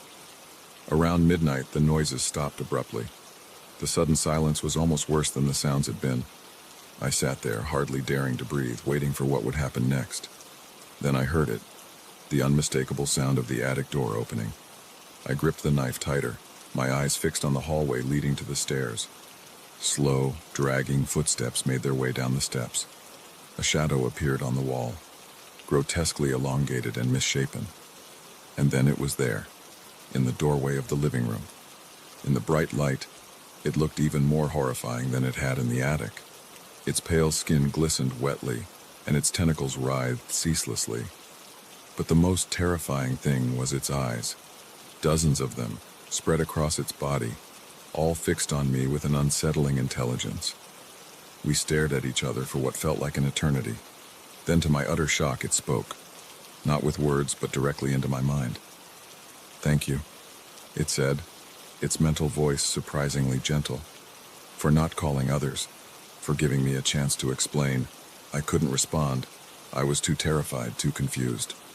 "I mean you no harm," it continued. "I am lost, far from home. I found safety here in this quiet place. But now I must go. Others will come looking soon." Before I could process what was happening, the creature turned and moved with surprising grace towards the front door. It opened the door with one of its many limbs and paused on the threshold. "Forget," it said, turning its many eyes towards me one last time. "For your own peace. Forget what you've seen." And then it was gone, melting into the darkness outside. I'd like to say I did forget, that I went on with my life as if nothing had happened. But how do you forget something like that? How do you go back to normal after you've seen proof that the world is so much stranger, so much more terrifying and wondrous than you ever imagined? I never told the Millers what happened. Never told anyone until now. But sometimes on quiet nights I find myself looking up at the stars and wondering, are they out there, those strange, tentacled beings? And will they ever return to the quiet attic where, for a brief time, one of them found refuge? I don't know the answers, but I do know one thing. I'll never look at an attic the same way again. The first time I noticed the car, I thought nothing of it. Just another vehicle in the parking lot, unremarkable in every way. But as the nights wore on and it remained there, always in the same spot, always occupied, a chill began to creep up my spine. Little did I know that seemingly innocuous car was about to turn my quiet night shift into a terrifying game of cat and mouse. I'd been working the graveyard shift at Meadowbrook Office Park for about 6 months. It wasn't a glamorous job, but it paid the bills and gave me plenty of time to work on my writing. The massive complex was eerily quiet at night, just the hum of fluorescent lights and the occasional whir of the cleaning crew's equipment to keep me company. My routine was simple.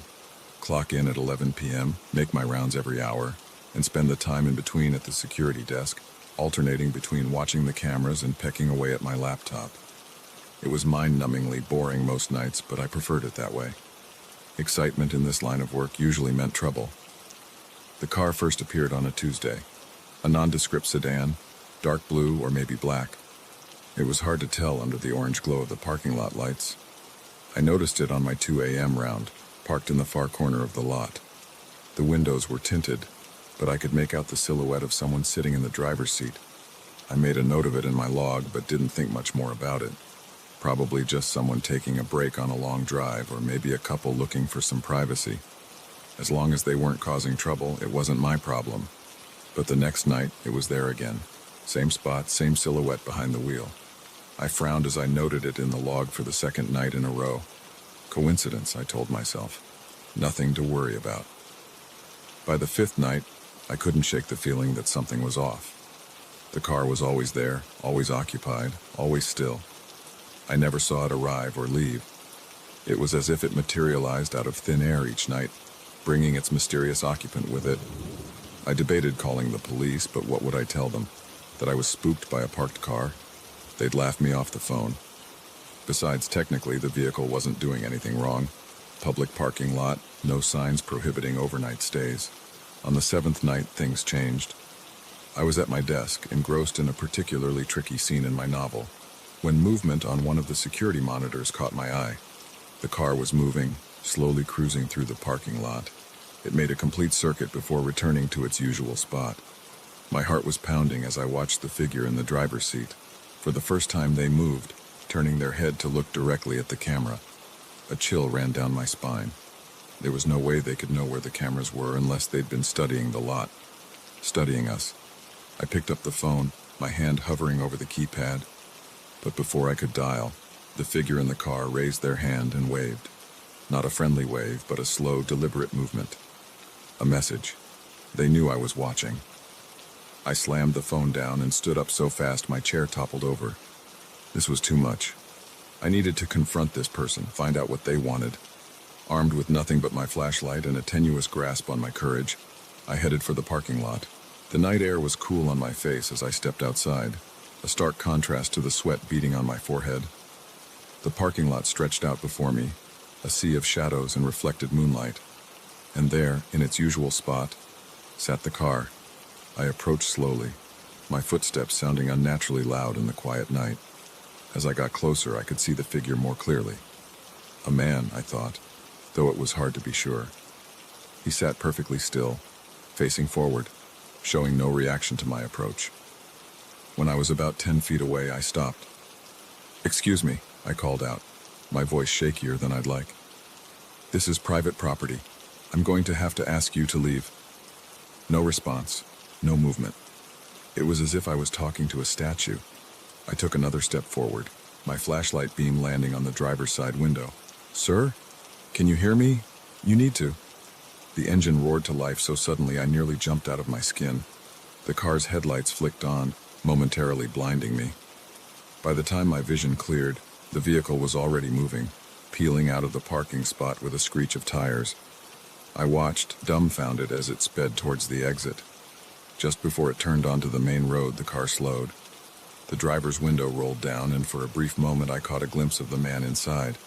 He turned to look at me, and even from a distance I could see the wide, unsettling grin on his face. Then he was gone, the taillights disappearing into the night. I stood there for a long time, my heart racing, trying to process what had just happened. When I finally went back inside, I filled out an incident report with shaking hands. I knew how it would sound. Paranoid security guards spooked by a parked car, but I had to document it. Something about that grin, that deliberate wave at the camera, told me this wasn't over. I was right. The next night, the car wasn't there. I felt a mix of relief and unease as I made my rounds. Had he finally moved on? Or was this just the calm before the storm? I got my answer at 3 a.m. I was checking the cameras when I saw it. The now familiar sedan pulling into the lot. But this time it didn't stop at its usual spot. It kept driving, circling the building slowly. Round and round it went like a shark circling its prey. I watched, transfixed, as it completed its third loop. Then, without warning, it turned, heading straight for the main entrance of the building. My building, where I sat alone and increasingly terrified. I scrambled to lock down the building, my fingers fumbling with the security system controls. Just as I hit the final button, I heard it, the squeal of tires on pavement, followed by the sickening crunch of metal on metal. He had rammed the front doors. Alarms blared as I grabbed my phone, finally making the call I should have made days ago. 911, what's your emergency? There's someone trying to break into Meadowbrook Office Park, I shouted over the noise. He's rammed his car into the building. Please, send someone quickly. I could hear the car's engine revving, the sound of the man trying to dislodge his vehicle from the mangled doors. Any second now, he'd break through. Sir, stay calm. Officers are on their way. Are you in a safe location? Safe? Was anywhere safe from this madman? I'm in the security office, I said. But I don't think... Another crash cut me off. He was through the doors. He's inside, I whispered into the phone. Oh God, he's inside the building. I could hear footsteps now, slow and deliberate, echoing through the empty halls. The power had cut out when he hit the building, and the emergency lights cast long, shifting shadows. Every corner, every doorway could be hiding my stalker. Sir? Sir, are you there? The 911 operator's voice sounded tinny and far away. I ended the call and turned off my phone. I needed to hide, to be as quiet as possible.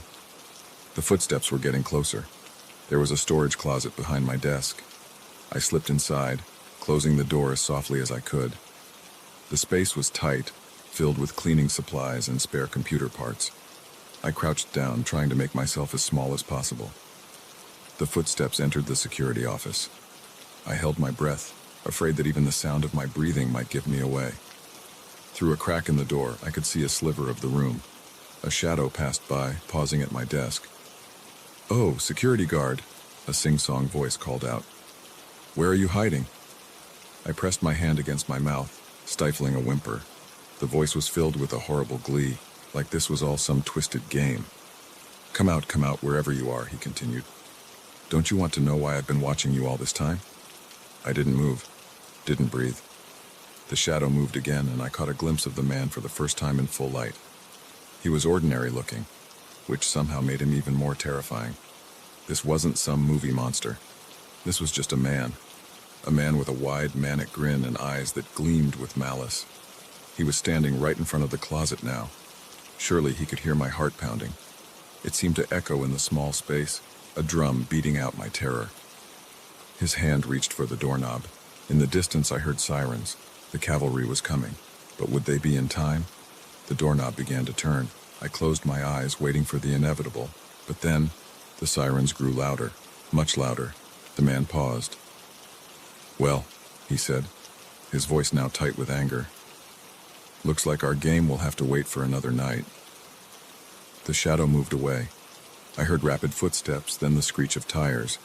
By the time the police burst into the office, the man was long gone. They found me still crouched in that closet, shaking and unable to speak. It took hours of questioning before I could tell them everything. About the car, the nightly vigils, the chase. They promised to investigate to find the man who had terrorized me, but they never did. The car was found abandoned a few miles away, wiped clean of prints. The man had vanished into the night. I quit my job the next day, found a new apartment in a new city. But no matter where I go, I can't shake the feeling that someday I'll look out my window and see that car. Waiting, watching, ready to resume our twisted game of cat and mouse. Every night I check my locks. Every night I peer out into the darkness. And every night I wonder, is this the night he comes back for me? The moment I saw his thumb jutting out from the side of the desolate highway, I knew I should have kept driving. But something in his stance, the defeated slump of his shoulders, made me slow down. Little did I know that simple act of kindness would spiral into a nightmare that would haunt me for years to come. I'd been on the road for hours, making my way across the sun-baked landscape of the American Southwest. The unchanging scenery of scrub brush and distant mesas had lulled me into a sort of trance, my mind wandering as the miles ticked by on my odometer. The hitchhiker appeared like a mirage, shimmering in the heat haze on the horizon. As I got closer, he came into focus, a man in his mid-30s, I guessed, with sun-weathered skin and clothes that had seen better days. He looked harmless enough, just another traveler down on his luck. I slowed to a stop, rolling down my passenger side window. The blast of hot air that rushed in made me wince. "Where are you headed?" I called out. He jogged over, a grateful smile spreading across his face. "Anywhere but here, friend. Just trying to get to the next town." I hesitated for a moment, years of warnings about the dangers of picking up strangers flashing through my mind. But the oppressive heat made the decision for me. I couldn't leave him out here to bake in the sun. "Hop in," I said, reaching over to unlock the door. He tossed a beat-up backpack into the back seat and slid into the passenger seat with a sigh of relief. "Thanks, man, you're a lifesaver." "I'm Mike," he said, extending a hand. I shook it, noting the roughness of his palm. "Tom, nice to meet you." As we pulled back onto the empty highway, I stole another glance at my new companion. Up close, I could see the weariness etched into the lines around his eyes, the way his gaze darted nervously around the car. "So what brings you out to the middle of nowhere?" I asked, trying to break the awkward silence. Mike chuckled, but there was no humor in it. "Long story, friend. Let's just say I'm trying to make a fresh start." I nodded, not wanting to pry. We all had our secrets, after all. For the next hour, we made small talk. Mike was surprisingly well-spoken for someone who looked like he'd been living rough. He asked about my job, my family, where I was headed. I found myself opening up more than I usually would to a stranger, something about his easy manner putting me at ease. As the sun began to dip towards the horizon, painting the sky in brilliant oranges and pinks, I noticed Mike growing more agitated. His responses became shorter, his gaze fixed on the rearview mirror more often than the road ahead. "Everything okay?" I asked, concern creeping into my voice. He started as if he'd forgotten I was there. Yeah, just keeping an eye out, you know." I didn't know, but I nodded anyway. The unease that had been slowly building in my gut suddenly spiked. Something was off about this whole situation, but I couldn't put my finger on what. "Look," Mike said abruptly, "I need you to take the next exit." I frowned. "The next exit? But that's not towards the town. It's just a service road that—" "Just do it," he snapped, his previously friendly demeanor evaporating in an instant. My hands tightened on the steering wheel. "I think maybe it's time you got out, Mike. I can drop you off at the next rest stop, but—" I didn't finish the sentence. In a flash, Mike had pulled a knife from somewhere, the blade glinting wickedly in the fading sunlight. "Take the exit," he growled, pressing the tip of the knife against my ribs. My mouth went dry, heart hammering in my chest. I nodded, not trusting myself to speak. I took the exit, the car bumping along the poorly maintained service road. My mind raced, trying to figure a way out of this situation. I could try to grab the knife, but at these speeds that could end in a crash that would kill us both. "Keep driving," Mike instructed, his voice tight with tension. "And don't try anything stupid." We drove in tense silence for what felt like hours, but was probably only minutes. The service road wound through increasingly rugged terrain, the scrubland giving way to rocky outcroppings. Finally, Mike spoke again. "Pull over here." I did as I was told, bringing the car to a stop in a small clearing surrounded by large boulders. The engine ticked as it cooled in the rapidly chilling desert air. "Get out," Mike ordered, gesturing with the knife. On shaky legs, I exited the car. Mike followed, keeping the knife trained on me. "Walk," he said, nodding towards a narrow path leading between two towering rocks. As we walked, the reality of my situation began to sink in. We were miles from anywhere, no one knew where I was, and I was at the mercy of a man with a knife, and God knows what intentions. "Listen, Mike," I said, trying to keep my voice steady. "Whatever's going on, we can figure this out. You don't have to." "Shut up," he hissed, jabbing the knife towards me. "Just keep walking." We emerged into another clearing, this one dominated by the rusted-out shell of an old trailer. Mike marched me towards it, kicking open the creaky door. "Inside," he ordered. The interior of the trailer was a mess of old furniture and debris. The musty smell of long abandonment filled my nostrils. "Sit," Mike said, pointing to a rickety chair. As I sat, he began to pace, running his free hand through his hair. He looked like a man on the edge, his eyes wild and unfocused. "I'm sorry," he muttered, more to himself than to me. "I didn't want it to be like this, but they left me no choice." "Who, Mike?" I asked cautiously. "Who left you no choice?" He whirled on me, the knife flashing in the dim light filtering through the grimy windows. "You don't understand. They're after me. They've been chasing me for days. I thought I'd lost them, but then I saw that black SUV on the highway and I knew they'd found me again." My mind reeled. Had I seen a black SUV? I couldn't remember. The highway had been so empty for so long.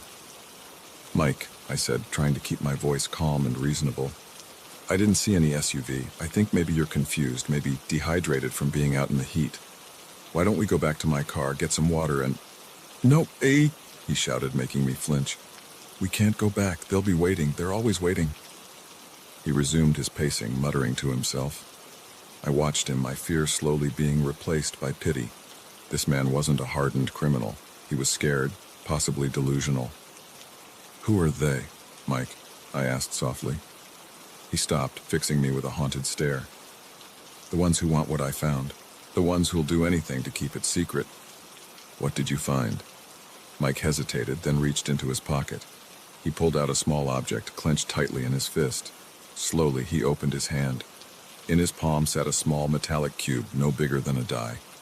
Its surface was covered in intricate, swirling patterns that seemed to shift and move as I looked at them.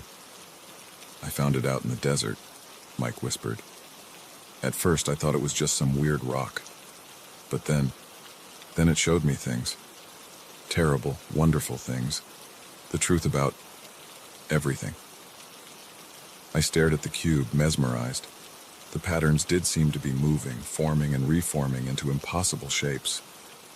"Mike," I said, tearing my gaze away from the object, "I think that thing might be dangerous. Maybe we should—" A sudden noise outside cut me off, the crunch of tires on gravel. Mike's eyes went wide with terror. "They're here," he breathed. Before I could react, he shoved the cube into my hand. "Take it," he hissed. "Run. Don't let them get it." Then he was gone, bolting out the back of the trailer. I sat there stunned, the cube feeling impossibly heavy in my palm. Outside, I could hear car doors slamming, voices shouting.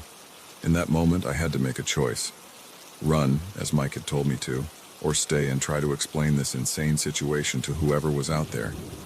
But as I looked down at the cube, watching the patterns swirl and dance, I realized there was no choice at all. Something deep inside me, some primal instinct, screamed that this object could not fall into the wrong hands. I stood pocketing the cube. There had to be another way out of this trailer, another path through the rocks. As the voices outside grew closer, I began to search. my heart pounding in my ears.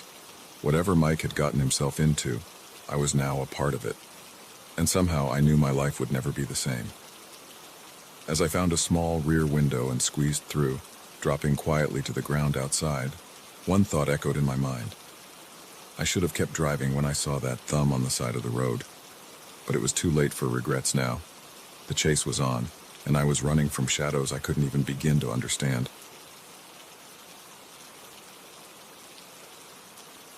The first whisper caught me off guard, barely audible over the hum of the ancient computer.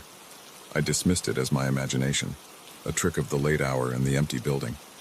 But when the footsteps started echoing through the halls, growing louder with each passing moment, I realized with chilling certainty that I was no longer alone in the university's deserted computer lab. It was supposed to be a typical all-nighter, the kind every college student pulls at least once a semester. My thesis was due in less than 48 hours, and I was woefully behind. The quiet solitude of the computer science building at 2 a.m. seemed like the perfect place to hunker down and crank out the remaining pages. I'd been there countless times before, always alone, always undisturbed. The night janitor, Bob, usually did his rounds around midnight, but other than a friendly nod, he never bothered me.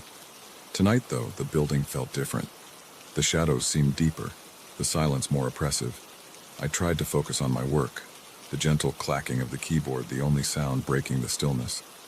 But as the night wore on, I couldn't shake the feeling that someone, or something, was watching me.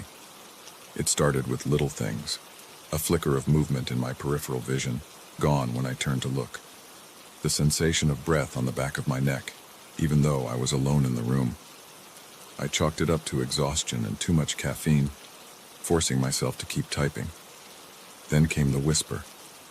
It was so faint at first I thought it was just the wind outside. But there it was again, a little louder this time. Words I couldn't quite make out, spoken in a voice that sent shivers down my spine. I spun around in my chair, heart pounding. "Hello?" I called out, my voice sounding unnaturally loud in the quiet lab. "Is someone there?" No response, just the soft hum of computers and the distant buzz of fluorescent lights. I turned back to my screen, trying to calm my racing heart. "Get it together," I told myself. "You're letting your imagination run wild." But then I heard it, footsteps, slow and deliberate, coming from the hallway outside. They weren't the familiar shuffle of Bob's worn-out sneakers. These were different. A sharp, rhythmic click-clack that echoed off the linoleum floors. I froze, my fingers hovering over the keyboard. The footsteps grew closer, pausing just outside the lab door. I held my breath, waiting. The door handle turned slowly, the ancient hinges creaking as it opened. I spun around, expecting to see a security guard or maybe a fellow student, but there was no one there. The doorway gaped open, revealing only the darkened hallway beyond. "Hello?" I called again, my voice shaking slightly. "This isn't funny. Who's there?" The whispers started again, this time from multiple directions. They seemed to be coming from the walls themselves, a cacophony of unintelligible murmurs that made my skin crawl. I stood up, my legs trembling. This was insane. I needed to get out of here, thesis be damned. I grabbed my backpack and headed for the door, only to stop short as the whispers suddenly ceased. The silence that followed was deafening. Then, from somewhere deep within the building, came a scream. It was unlike anything I'd ever heard before, a sound of pure terror and agony that echoed through the empty halls. I ran, out of the lab, down the hallway, my footsteps thundering in the silence that followed the scream. I reached the stairwell and took the steps 2 at a time, my breath coming in ragged gasps. As I reached the ground floor, I heard the click-clack of those footsteps again, this time from the floor above. They were moving fast, too fast, racing down the stairs behind me. I burst through the exit door, expecting to feel the cool night air on my face. Instead, I found myself in another hallway, identical to the one I'd just left. Confusion and panic warred within me. This was impossible. I knew this building like the back of my hand. The exit should have led outside. The footsteps were getting closer. I picked a direction at random and ran, passing door after door, all of them locked. The hallway seemed to stretch on forever, the fluorescent lights above flickering ominously. Finally, I saw a door marked "Exit" at the end of the hall. Relief flooded through me as I sprinted towards it. I grabbed the handle, turned it, and nothing. It was locked. No, no, no, I muttered, yanking on the handle desperately. This couldn't be happening. The click-clack of footsteps stopped right behind me. I squeezed my eyes shut, not wanting to turn around, not wanting to see what had been chasing me. "Open your eyes, Michael," a voice said, soft and melodious. It was somehow familiar, though I knew I'd never heard it before. Slowly, reluctantly, I turned and opened my eyes. The figure before me was impossible. It shifted and changed as I looked at it, never settling on a single form. One moment it was tall and spindly with too many limbs, the next it was short and squat, its skin rippling like water. Its face, if you could call it that, was a swirling mass of features, eyes and mouths appearing and disappearing in a dizzying dance. "What are you?" I stammered, pressing myself against the locked door. The being's current mouth curved into a smile. "We are the Watchers," it said, its voice now a chorus of whispers. "We have always been here, in the spaces between, watching, waiting." "Waiting for what?" I asked, though I wasn't sure I wanted to know the answer. "For someone to see us," it replied. "For someone to believe." As it spoke, the hallway around us began to shift and warp. The walls melted away, revealing a vast, star-filled void. I felt myself starting to float, untethered from reality. "You've spent so many nights here, Michael," the being continued. "So close to the threshold. We've been trying to reach you, to show you the truth." Memories flashed through my mind. All those nights I'd spent alone in the lab, the odd sensations I'd dismissed, the fleeting glimpses of something just beyond my perception. "What truth?"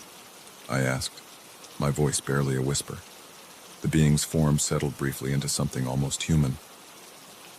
"That your world is just one layer of many. That there are wonders and terrors beyond your wildest imagination, just waiting to be discovered." As it spoke, visions flooded my mind. I saw impossible cities built in the spaces between stars, creatures that defied description roaming through dimensions I couldn't comprehend. I saw the history of the universe unfold in an instant, and glimpsed futures that left me breathless with awe and terror. "Why me?" I managed to ask, my mind reeling from the onslaught of information. "Because you were open to it," the being replied. "Because you spent so many nights straddling the boundary between your world and ours. The veil between realities is thin in places like this, where human minds push themselves to their limits." I thought about all those late nights in the lab, the way my perception would shift after hours of staring at code, the strange ideas that would come to me in the early hours of the morning. "What happens now?" I asked, surprising myself with how calm I felt. The being's form rippled again, its multitude of eyes fixing on me. "That's up to you, Michael. You can forget this, return to your world and your limited perception. Or, I prompted, or you can come with us, learn the secrets of the universe, become more than you ever dreamed possible." I hesitated. Part of me was screaming to run, to forget all of this and return to the safety of my normal life. But a larger part, the part that had always pushed me to learn more, to question everything, was thrilled at the prospect. "Will I be able to come back?" I asked. The being's laugh was like the tinkling of distant bells. "Oh, Michael, once you've seen beyond the veil, there's no going back. Not really. You'll always know what's out there, always feel the pull of the infinite." I took a deep breath, looking around at the star-filled void that had replaced the familiar hallways of the computer science building. In that moment, I knew my life would never be the same. "Okay," I said, surprised by the steadiness of my voice. "I'm ready." The being's form shifted one last time, extending what might have been a hand towards me. As I reached out to take it, I felt the last tethers of my old reality slip away. In that instant, as I stepped across the threshold into a universe of infinite possibilities, one final thought flashed through my mind. I really should have just gone home when the first whisper caught my attention. But then again, where would the fun in that be? And with that, Michael Thompson, graduate student and soon-to-be master of computer science, disappeared from the world he knew, embarking on an adventure beyond imagination. The computer lab fell silent once more, the unfinished thesis still glowing on the screen, waiting for a student who would never return to complete it.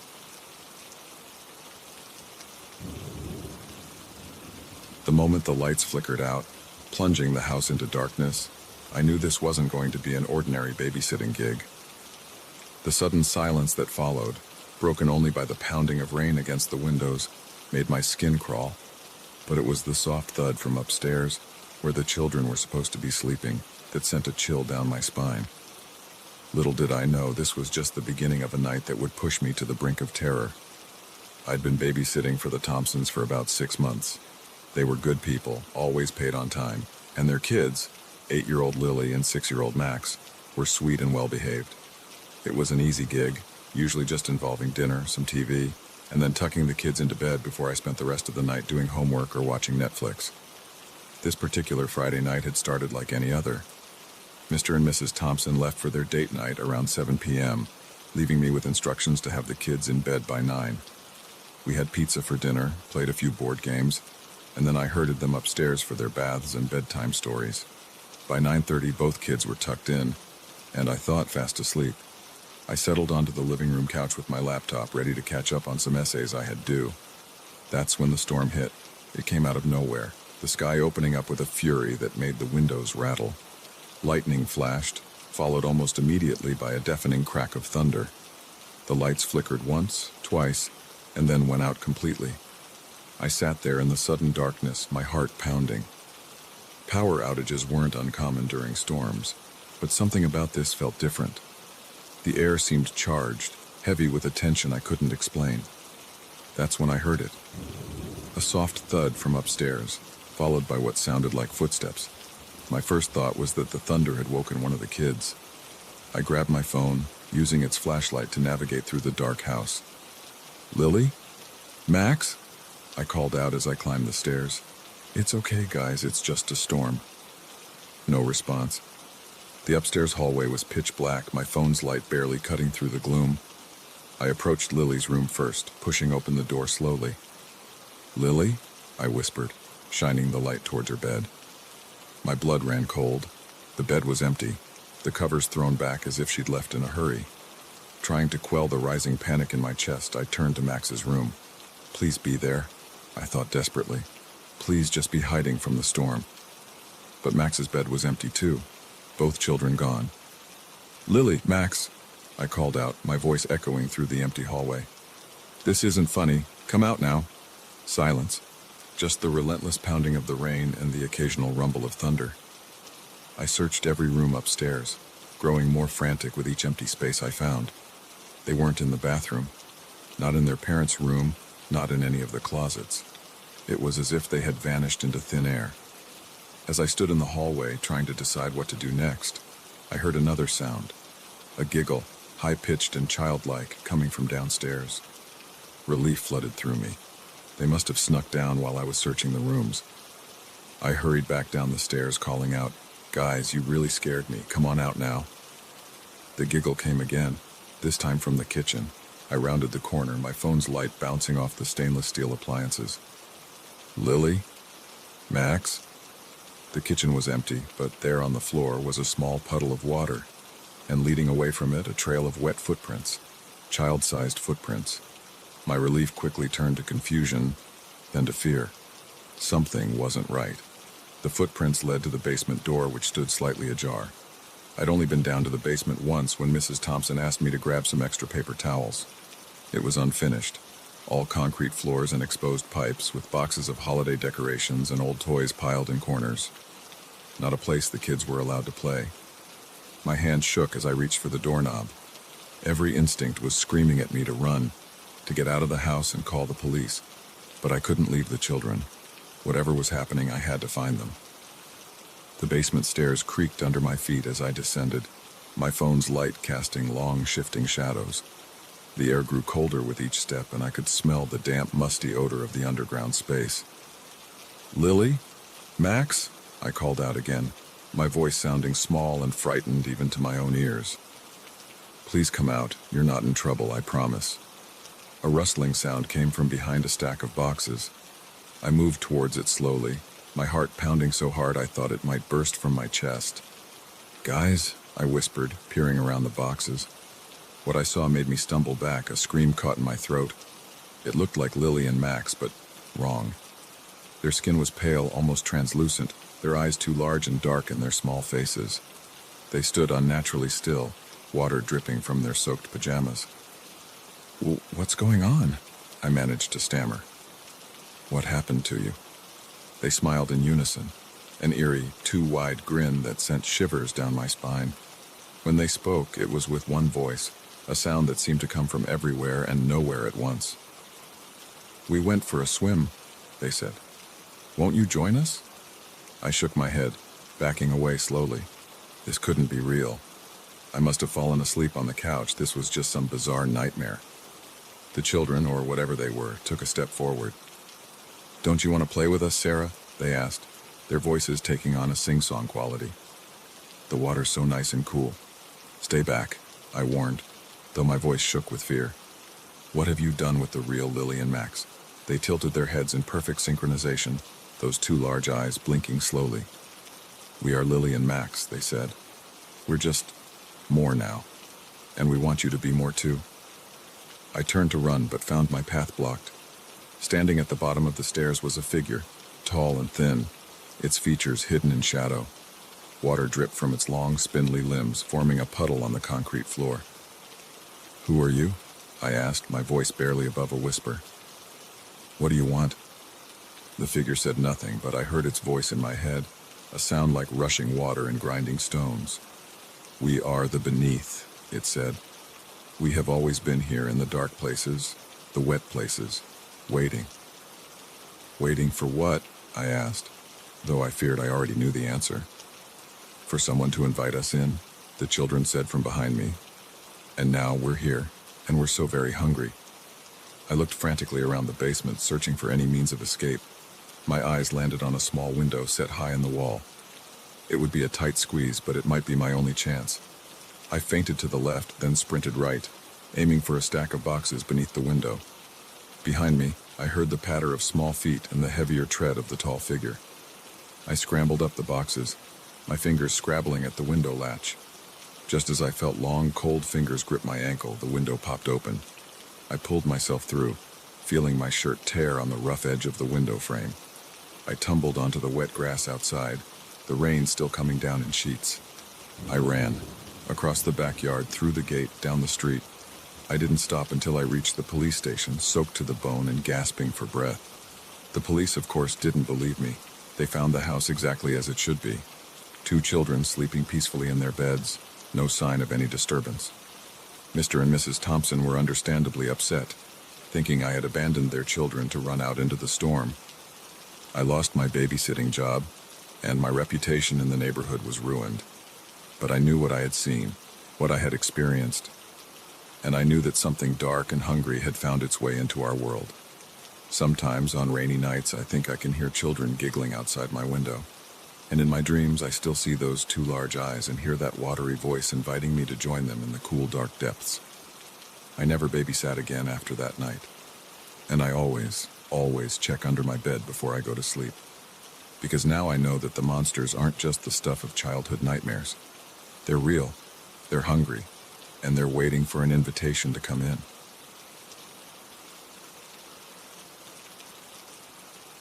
The first time I noticed my neighbor's odd behavior, I brushed it off as simple eccentricity.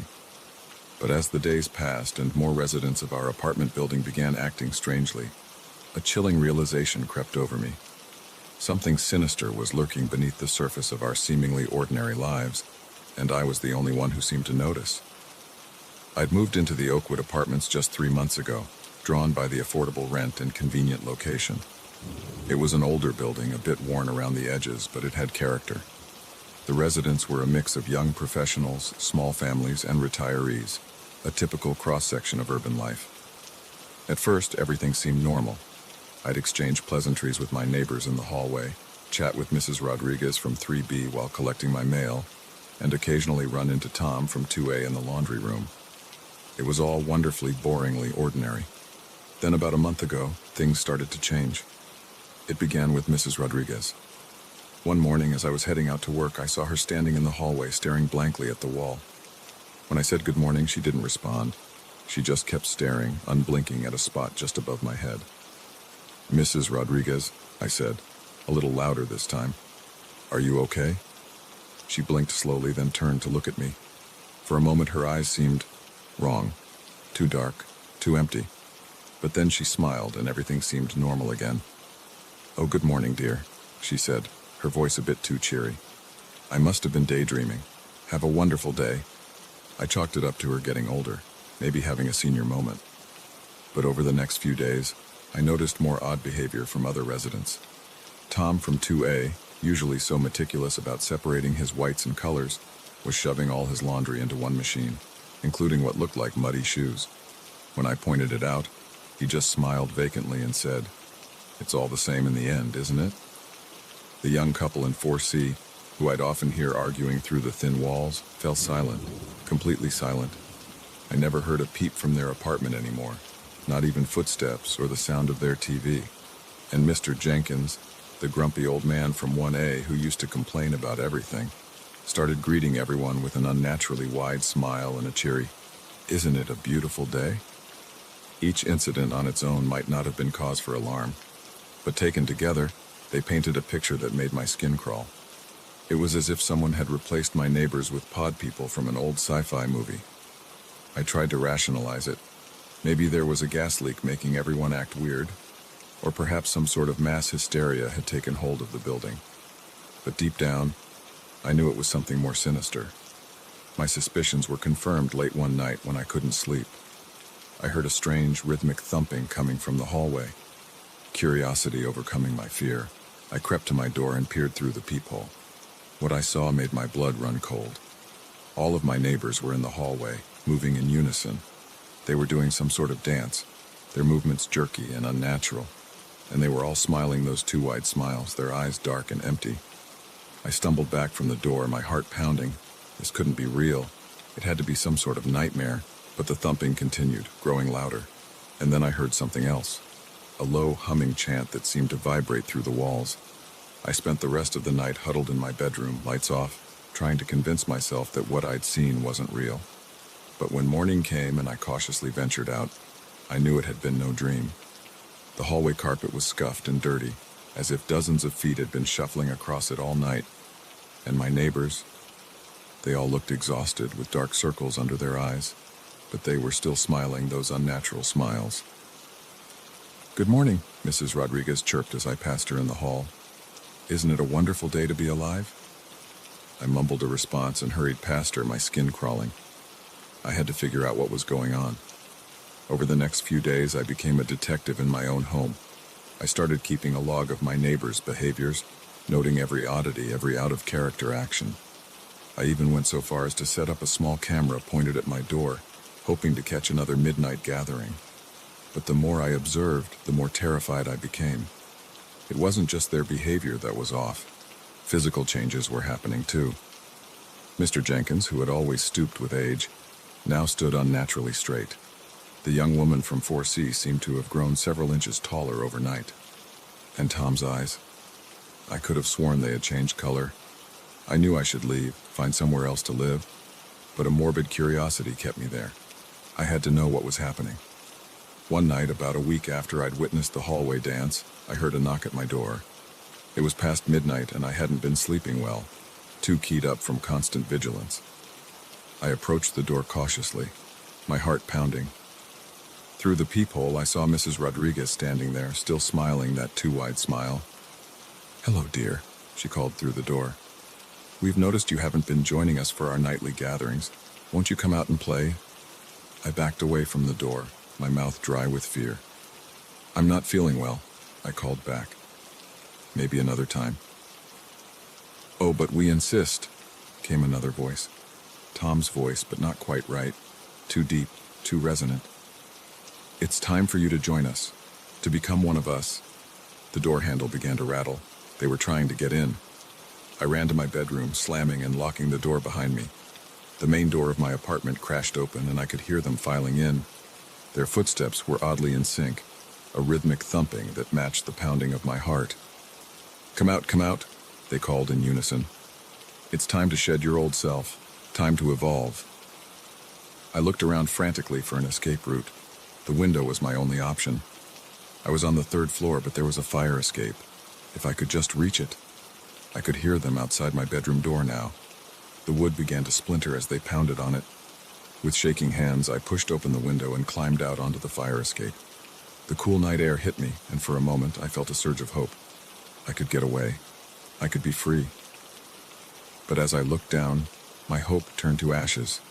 The courtyard below was filled with people, not just from our building, but from the surrounding neighborhood too.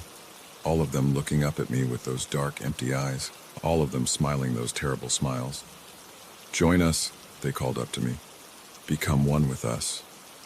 Behind me, I heard my bedroom door finally give way. I turned to see my former neighbors crowding onto the fire escape, their bodies twisting and changing in ways that defied explanation. In that moment, I knew I had a choice to make. I could give in, become one of them, lose myself to whatever madness had taken hold of this place, or I could jump and take my chances with the crowd below. I chose to jump. As I fell through the air, time seemed to slow. I saw my neighbors' faces, watched as they morphed and changed, becoming something inhuman. I saw the crowd below, their arms outstretched to catch me, to absorb me into their mass. And then, darkness. I woke up in a hospital bed, my body battered but alive. The doctors told me I was lucky that a tree had broken my fall.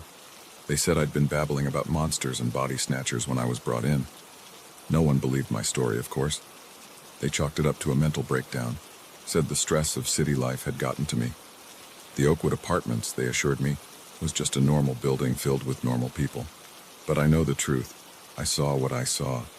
And sometimes, late at night, I can still hear that rhythmic thumping, still see those dark, empty eyes and two wide smiles.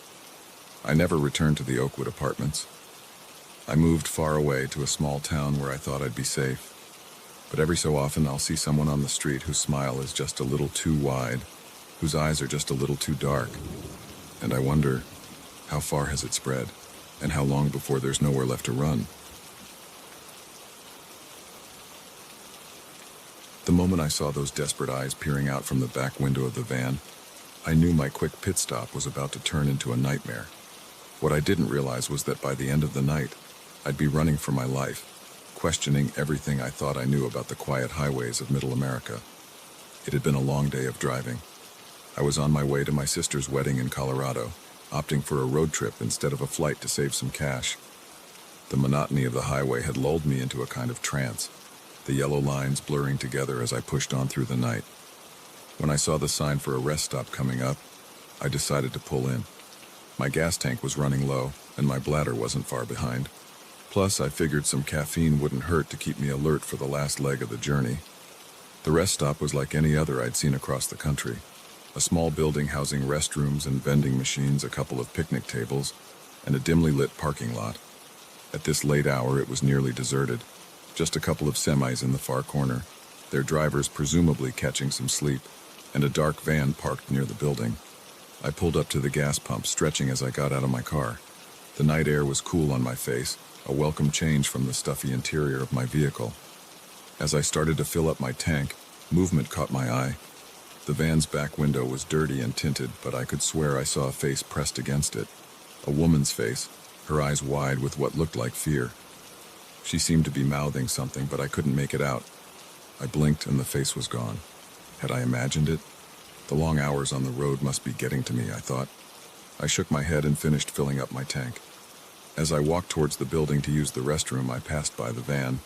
It was an older model, rusty around the edges with no windows except for the ones in front and back. Something about it made me uneasy, but I couldn't put my finger on why. Inside the rest stop building, I used the facilities and then made my way to the vending machines. As I was deciding between a Coke and a coffee, the door burst open. A man walked in, his eyes darting around nervously. He was tall and wiry, with a scraggly beard and clothes that had seen better days. Our eyes met, and for a moment I saw something in his gaze that made my blood run cold. It was a look of desperation, of barely contained violence. Then he blinked, and it was gone, replaced by a forced smile. "Evening," he said, his voice gruff. "Nice night for a drive, huh?" I nodded, not trusting myself to speak. He walked past me to the restroom, and I let out a breath I didn't realize I'd been holding. Something was very wrong here. I quickly grabbed my coffee and headed back to my car. As I passed the van again, I heard it, a soft thumping sound coming from inside. I paused, straining my ears.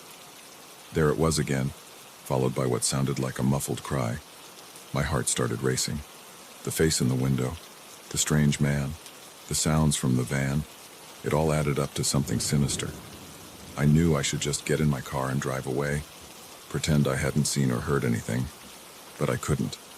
If someone was in trouble, I couldn't just leave them. I approached the van cautiously, my phone in my hand, 911 already dialed and ready to call. As I got closer, the thumping got louder. I reached out, my hand shaking, and knocked on the side of the van. "Hello?" I called out softly. "Is someone in there? Do you need help?" The thumping stopped abruptly. For a moment there was silence. Then, so quietly I almost missed it, a woman's voice. "Please, help us." My blood ran cold. Us. There was more than one person in there. Before I could respond, I heard the rest-stop door slam open. The man was back, and he did not look happy. "Hey!" he shouted, starting to run towards me. "What the hell do you think you're doing?" "I didn't think, I just acted." I ran to my car, fumbling with the keys as I heard the man's footsteps getting closer. I managed to get the door open and threw myself inside, locking it just as the man reached me.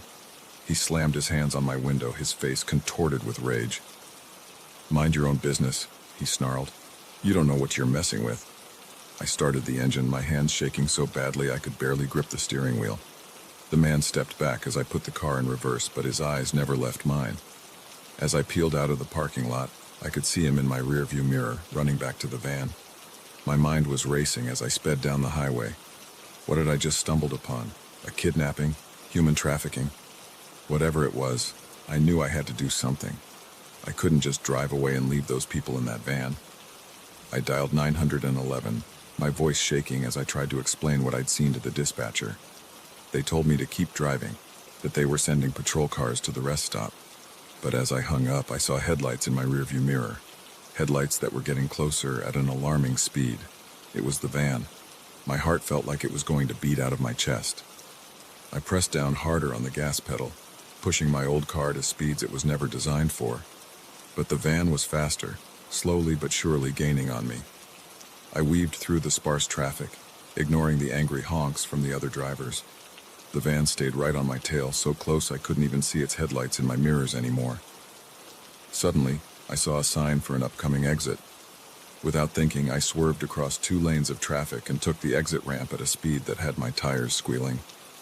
In my rearview mirror, I saw the van overshoot the exit. I'd bought myself some time, but I knew it wouldn't be long before they figured out where I'd gone.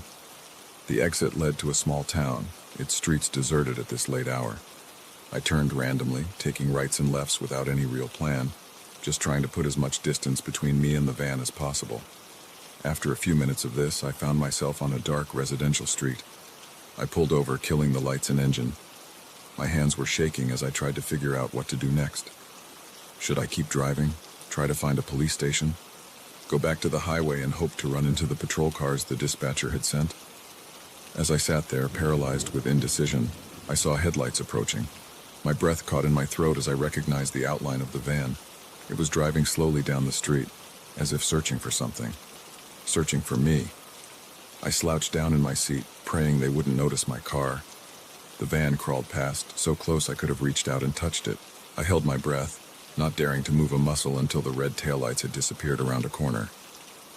Once I was sure they were gone, I started my car again, this time with a plan. I needed to get back to the highway, to find those patrol cars. It was the only way to help the people trapped in that van. As I navigated back through the town, my mind kept replaying the events of the night. The face in the window, the sounds from the van, the man's rage when he caught me snooping. What kind of monster was he? And how many others like him were out there, prowling the highways, preying on the vulnerable? I made it back to the highway, my eyes constantly checking my mirrors for any sign of the van. As I merged onto the road, I saw the most beautiful sight, flashing blue and red lights up ahead. The patrol cars had found me. I pulled over, waving frantically at the officers as they approached. The story spilled out of me in a rush, all the details I could remember about the van, the man, the sounds I'd heard. The officers took my statement, their faces grim. They told me I'd done the right thing by calling it in, that they'd put out an APB on the van. But as I sat there watching more patrol cars speed past, lights flashing, I couldn't shake the feeling that it was too late. That van could be anywhere by now. As dawn broke, casting a pale light over the highway, I couldn't help but think about the people in the van. Were they still alive? Would they be found? And how many other vans were out there, hiding dark secrets behind their tinted windows? I never made it to my sister's wedding. Somehow, after what I'd been through, it didn't seem important anymore. Instead, I found myself telling my story to anyone who would listen. The police, the FBI, the media. I wanted the world to know what was happening on our highways, in our rest stops, right under our noses. Some nights I still wake up in a cold sweat. The image of those desperate eyes peering out from the van's window burned into my memory. And every time I see a van on the road, I can't help but wonder, who's inside? And are they crying out for help that will never come?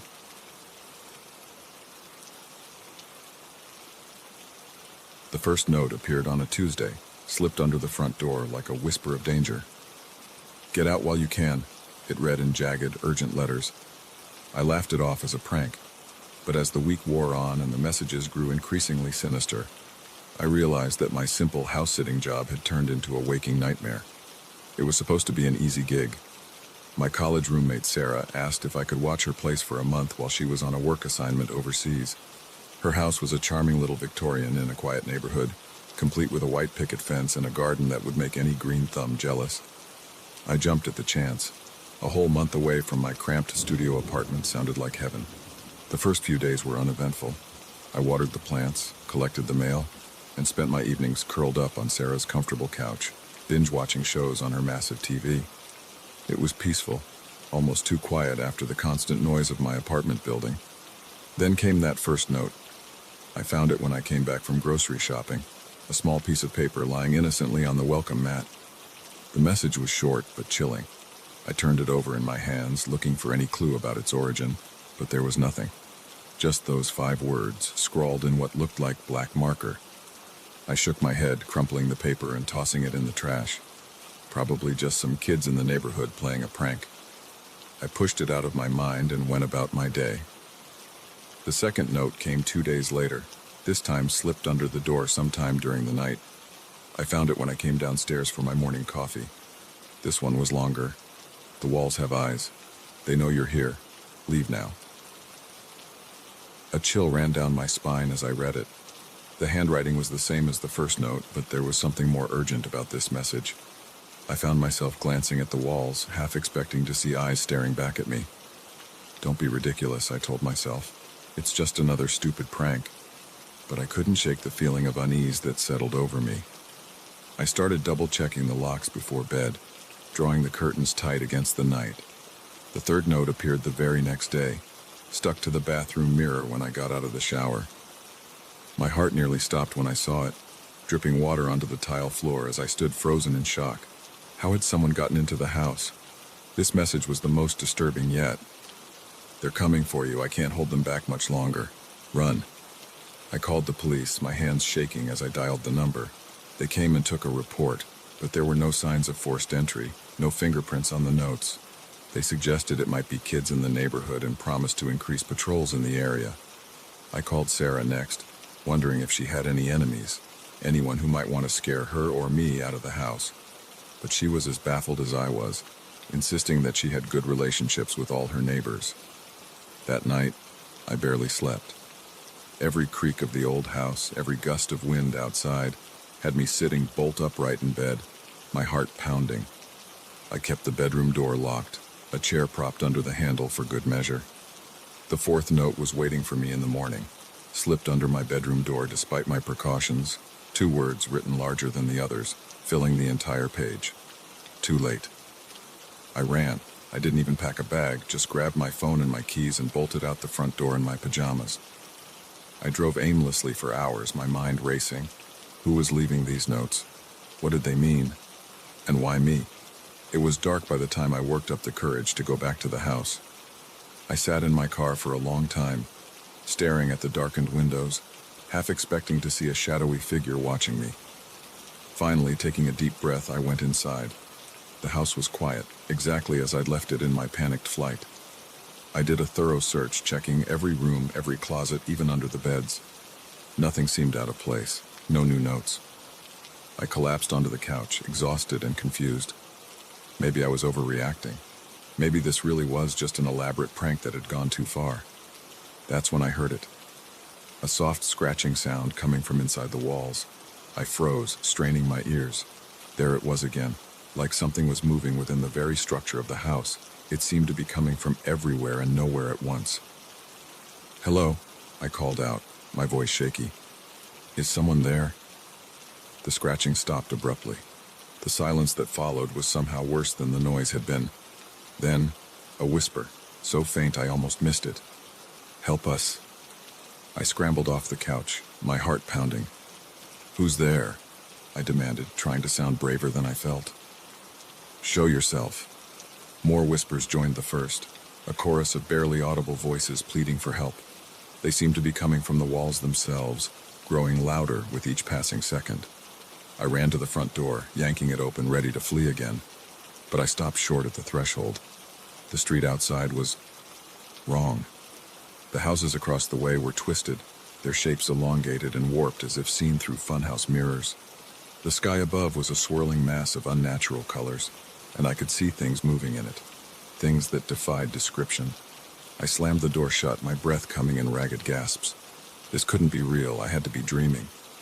The whispers were all around me now, accompanied by that awful scratching sound. The walls seemed to pulse, the wallpaper rippling like waves on water. A new note appeared, materializing out of thin air to flutter to the ground at my feet. With trembling hands, I picked it up. "We tried to warn you," it read. "Now you're one of us." As I read those words, I felt a strange sensation, as if the very substance of my being was changing. I looked down at my hands and watched in horror as they began to fade, becoming translucent. I tried to scream, but no sound came out. I was becoming part of the house, my consciousness merging with the others trapped within its walls. In my last moments of individuality, I understood the truth. This house was a trap, a living entity that lured in victims and absorbed them. Sarah, my friends, my family, they had never existed. They were fabrications, false memories implanted by the house to draw me in. How many others had fallen for this trick? How many souls were trapped here, their essences used to feed this monstrous dwelling? As my physical form dissolved completely, my awareness spread throughout the structure. I could feel the others now, countless minds all linked together in a vast, horrifying network. And I knew that soon, another unsuspecting victim would come. A new house sitter, perhaps, or a curious buyer attracted by the quaint Victorian on the quiet street. I wanted to warn them, to tell them to run while they still could. But all I could do was whisper, my voice joining the chorus of the damned, trapped forever in this house of horrors. As my consciousness faded into the collective, one last thought echoed through what remained of my mind. I should have heeded the warnings. I should have gotten out while I still could. But now, like all the others, I was part of the house, and the house was always hungry for more. The moment I realized the car behind me wasn't just coincidentally going my way, but deliberately following my every move, I felt a chill that had nothing to do with the late-night air conditioning. What started as a routine drive home was about to become a terrifying game of cat and mouse through the darkened streets of a town I thought I knew. It had been a long day at work, one of those shifts that seemed to stretch on forever. By the time I clocked out, it was well past midnight. The parking lot was nearly empty, just a few cars belonging to the other night owls of the office. I remember yawning as I got into my car, thinking about nothing more than the leftover pizza waiting for me in the fridge and the soft embrace of my bed. The streets were quiet, the kind of stillness that only exists in the small hours of the morning. I was about halfway home when I first noticed the car. It was a dark sedan, nondescript in every way. I couldn't make out the driver, just a silhouette behind tinted windows. At first, I didn't think much of it. After all, there were only so many routes through town at this hour. But as I made turn after turn, the car stayed with me. Always 3 or 4 lengths back, never getting closer, but never falling behind either. A tendril of unease began to curl in my stomach. I decided to test my suspicion. Instead of taking my usual left towards home, I made a right. The car followed. I took another random turn. Again, it was right behind me. My heart started to race. This couldn't be a coincidence. Someone was following me, but why? My mind raced through possibilities. A robbery, some kind of sick game, or something even worse. I tried to stay calm, to think rationally. Maybe if I just drove to a well-lit public place, they'd give up and leave. I turned towards the 24-hour supermarket on Main Street. As I pulled into the parking lot, I glanced in my rearview mirror. The car had stopped at the entrance, idling. I could see the driver now, a man in a dark hoodie, his face obscured by the shadows. I parked near the front of the store, under the bright lights. My hands were shaking as I cut the engine. I sat there for a moment, trying to steady my breathing. When I looked up, my blood ran cold. The car was gone. For a split second, I felt relief. Maybe I had imagined the whole thing. Maybe it was just paranoia born from too many late nights and too much true crime TV. Then I saw him, the man from the car, walking purposefully across the parking lot, towards me. Panic surged through me. I fumbled with my keys, trying to start the car again, but in my haste, I dropped them. By the time I retrieved them from under the seat, the man was at my window. He rapped on the glass with something metallic. In the harsh fluorescent light of the parking lot, I saw it was a gun. "Open the door," he mouthed, gesturing with the weapon. My mind went blank with terror. This couldn't be happening, not to me. Not here in this quiet town where nothing ever happened. With trembling hands, I locked the doors instead. The man's face contorted with anger. He raised the gun, aiming it at the window. I didn't think, I just acted. I jammed the key into the ignition and turned. The engine roared to life. I slammed the car into reverse, not even checking if anyone was behind me. The man leapt back as I peeled out of the parking space. I heard a sharp crack, a gunshot. My rear window exploded in a shower of glass. I screamed, ducking instinctively even as I floored the accelerator. The car fishtailed as I made a wild turn onto the street, tires squealing in protest. In my rearview mirror, I saw the man running back to his car. I had a head start, but his car was newer, faster. I knew he'd catch up soon if I didn't do something. I took a hard right, then another, trying to lose him in the maze of residential streets. My mind was racing faster than my car. Where could I go? The police station was on the other side of town. My house wasn't safe. He'd seen which way I usually drove. I made a split-second decision and headed for the highway. At this time of night, it would be nearly empty, but it was my best chance to outrun him. As I merged onto the on-ramp, I saw headlights in my mirror.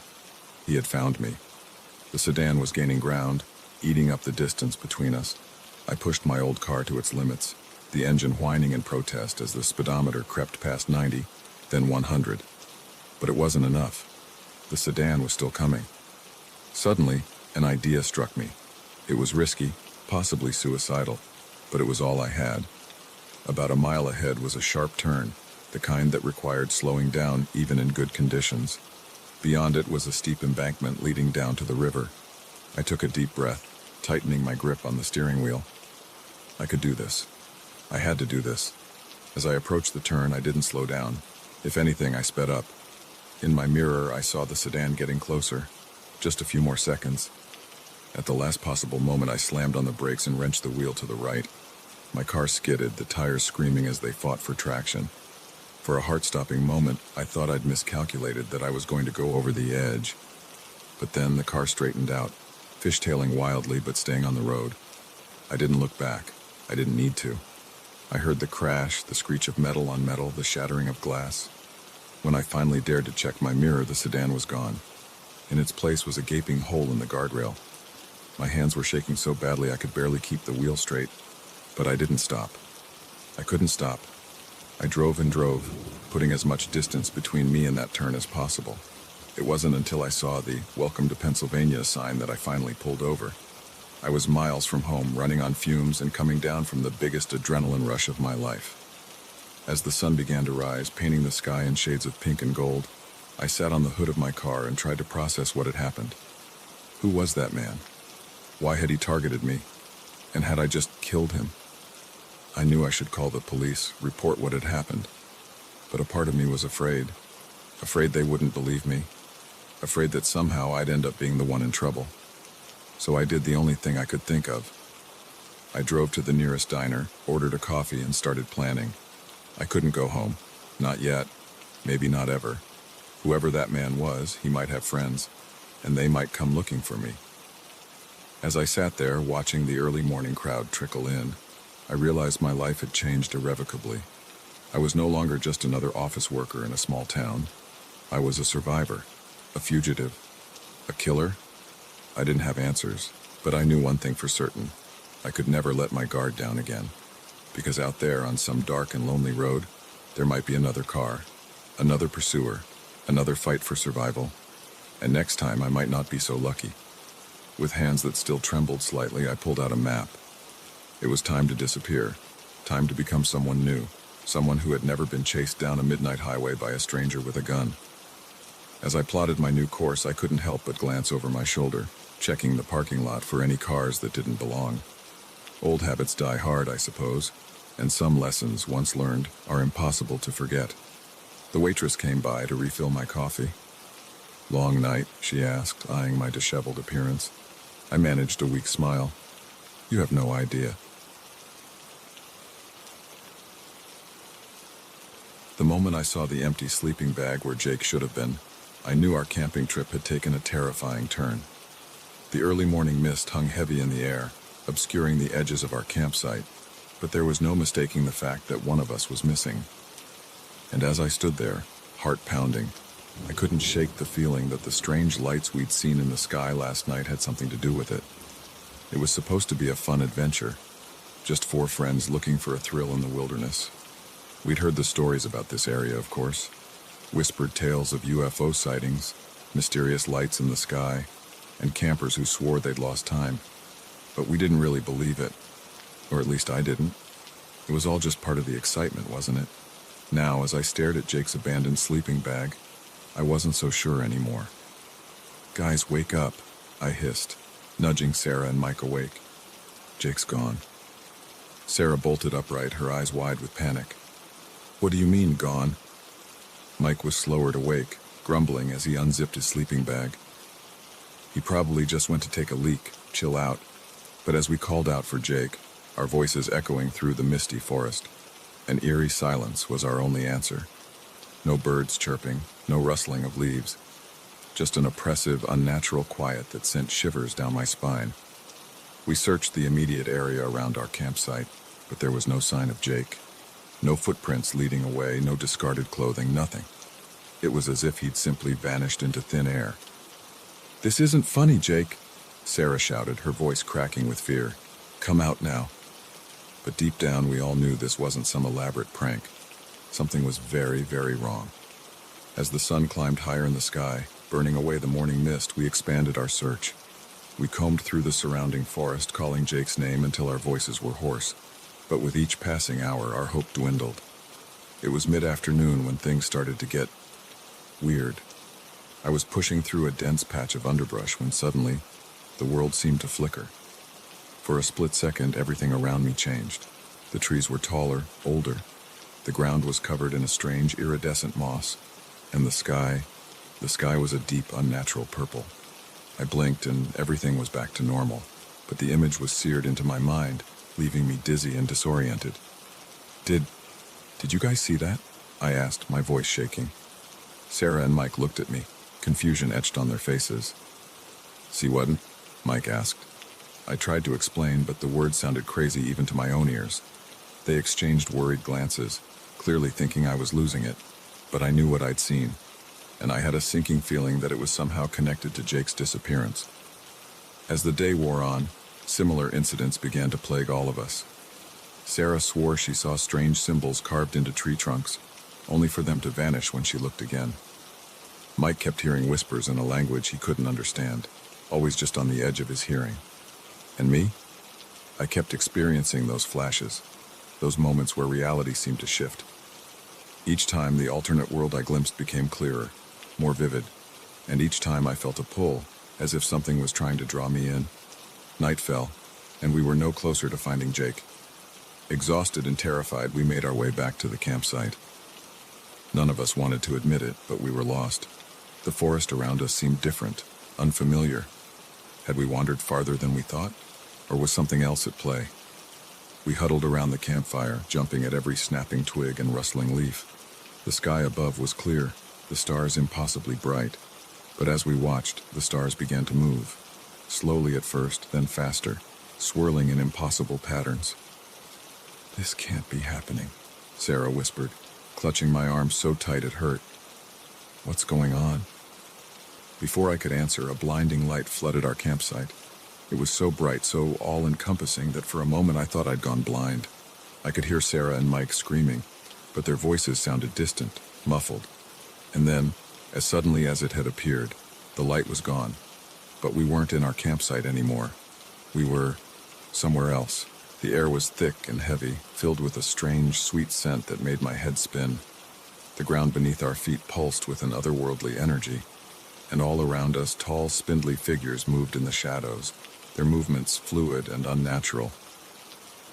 "Welcome," a voice echoed in my mind, bypassing my ears entirely. "We've been waiting for you." One of the figures stepped forward, and I felt my heart stop. It was Jake. But not Jake. His eyes were too large, his skin pale and translucent. When he smiled, his teeth were sharp and numerous. "Don't be afraid," Not Jake said, his voice an unsettling mix of familiar and alien. "You're home now." I wanted to run, to scream, to wake up from this nightmare. But I couldn't move. My body felt heavy, unresponsive. And as I stood there, paralyzed, I realized with growing horror that this was real. We hadn't just stumbled upon a UFO hotspot. We'd walked right into a trap. The creatures, for I couldn't think of them as anything else, moved closer, their long fingers reaching out to touch us. Each touch sent jolts of electricity through my body, and with each jolt, I felt myself changing. My perception shifted. My thoughts became clouded. I could see the same thing happening to Sarah and Mike. Their features were subtly altering, becoming more like Jake's, more like the creatures around us. And the worst part, a small growing part of me was beginning to think that this was right, that we belonged here. Time lost all meaning. It could have been hours or days or years that we stood there, being remade by these alien touches. Memories of our old lives began to fade, replaced by new ones. Memories of a world with purple skies and pulsing ground, of ships that sailed between the stars. But just as I was about to lose myself completely, a small part of my mind rebelled. This wasn't right. This wasn't our world. We didn't belong here. With every ounce of willpower I had left, I fought against the alien influence. I clung to memories of home, of my family, of who I really was, and slowly, painfully, I began to break free. "No," I shouted, my voice sounding strange and distorted. "This isn't real. Sarah, Mike, Jake, we have to get out of here." My words seemed to break whatever spell had been cast over us. Sarah and Mike's eyes cleared, confusion and fear replacing the placid acceptance that had been there moments before. Even Jake seemed to falter, a flicker of recognition passing over his alien features. The creatures hissed, their forms shifting and writhing in anger. The world around us began to destabilize, reality bending and warping like a funhouse mirror. I grabbed Sarah and Mike's hands, reaching out to Jake with my free hand. "Come on!" I yelled. "We're going home!" For a moment, Jake hesitated. Then, with a look of desperate hope, he grabbed my hand. The moment our fingers touched, there was a flash of blinding light, a sensation of falling, and then we were back in our campsite, the normal Earth campsite. The sun was just beginning to rise, birds were chirping, and a gentle breeze rustled through the trees. It was as if nothing had happened. But we knew better. The memories of our ordeal were already beginning to fade, like a dream upon waking. But the fear, the sense of wrongness that lingered. And as we looked at each other, seeing the haunted look in each other's eyes, we knew that none of us would ever be the same. We packed up camp in silence, eager to put as much distance between us and this place as possible. As we hiked back to our car, I couldn't shake the feeling that we were being watched, that somewhere just beyond the veil of our reality, those creatures were waiting for another chance to bring us home. We never spoke about what happened that night. How could we? Who would believe us? But sometimes when I look up at the night sky, I swear I can see the stars moving in those impossible patterns. And I wonder, with a mixture of fear and a strange, unsettling longing, if they'll ever come back for us. Because the truth is, a small part of me, a part I try to ignore, is hoping they will, is hoping.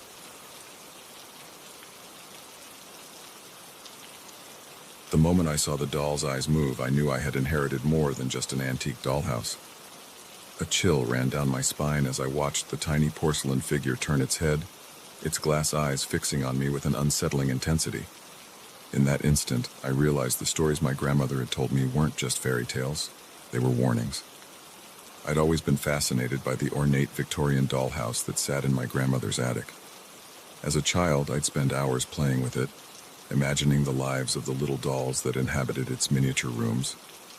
Grandma would watch me with a mix of affection and concern, often muttering about how the house had a mind of its own. When she passed away last month, I was surprised to find that she'd left the dollhouse to me in her will. Along with it came a cryptic note. "Be careful, Emily. Some toys aren't meant to be played with." I'd laughed it off at the time, chalking it up to my grandmother's flair for the dramatic. But now, as I stood in my living room watching a doll move on its own, that warning didn't seem so silly anymore. The dollhouse had seen better days. Years in the attic had left it dusty and faded, its once vibrant wallpapers peeling at the edges. I'd decided to restore it, both as a way to honor my grandmother's memory and to distract myself from the grief of losing her. For weeks, I'd worked on it every evening after coming home from my job at the local library. I'd carefully replaced torn wallpaper, fixed tiny pieces of broken furniture, and even made new curtains for the windows. It was painstaking work, but I found it oddly soothing. Until tonight. I'd been putting the finishing touches on the parlor when I noticed one of the dolls. A lady in a blue dress was out of place. I could have sworn I'd left her in the bedroom upstairs. Shrugging it off, I reached in to move her back. That's when she turned and looked at me. I stumbled backward, knocking over my chair in my haste to get away from the dollhouse. My heart was pounding so hard I could feel it in my throat. This couldn't be happening. Dolls didn't move. They didn't look at you with eyes that seemed far too alive. And yet, as I watched from across the room, the lady in the blue dress stood up. She actually walked, across the tiny parlor to the window. There she raised one miniature hand and beckoned to me. Against my better judgment, I found myself moving closer. As I approached, I could hear a faint sound coming from the dollhouse. It sounded like whispering. I leaned in, straining to hear. The whispers grew louder, becoming a cacophony of tiny voices, all speaking at once. I couldn't make out individual words, but the tone was urgent, pleading. Suddenly, I felt a sharp pain in my finger. I jerked my hand back to find a small cut, a bead of blood welling up. In my fascination, I'd accidentally caught my finger on a sharp edge of the dollhouse. As I watched, a drop of blood fell, landing on the miniature carpet of the parlor. The moment it touched the fabric, the whispers stopped. An eerie silence fell over the room. Then slowly, impossibly, the dollhouse began to grow. Or was I shrinking? The room spun around me, the furniture growing to enormous proportions. I felt a sensation of falling, and suddenly I was standing in the parlor of the dollhouse, looking up at my own shocked face peering in through the window. Panic seized me. I ran to the window, pounding on the glass, screaming for help.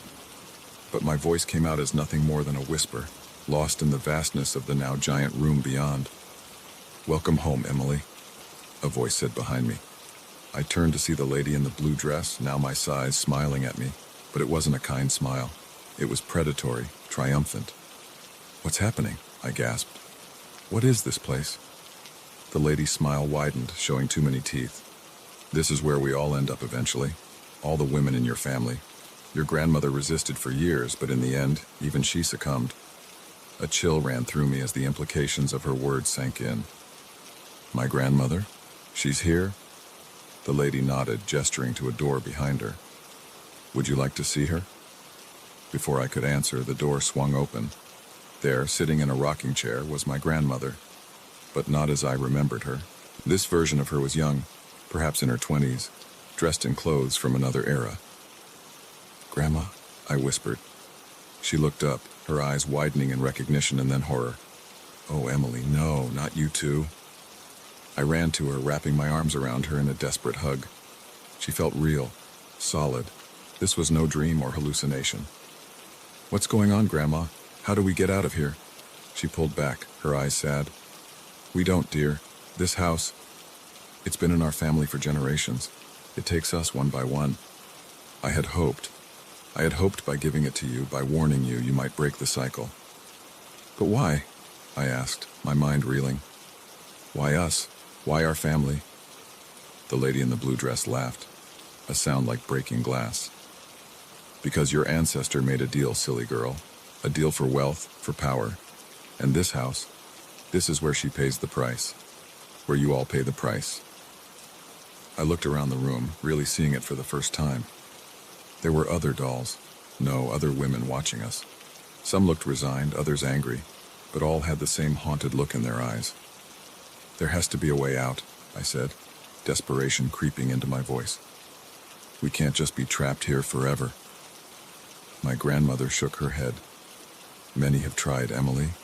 All have failed. But as she spoke, I noticed something. On the mantelpiece above the fireplace, there was a tiny dollhouse, an exact replica of the one I'd inherited. And inside that dollhouse, I could see tiny figures moving. An idea began to form in my mind. If I could shrink to enter this dollhouse, could I shrink again? Could I go deeper? Find the source of this curse? I broke away from my grandmother, running to the mantelpiece. Behind me, I could hear the lady in the blue dress shouting, could feel the other women trying to grab me, but I was faster.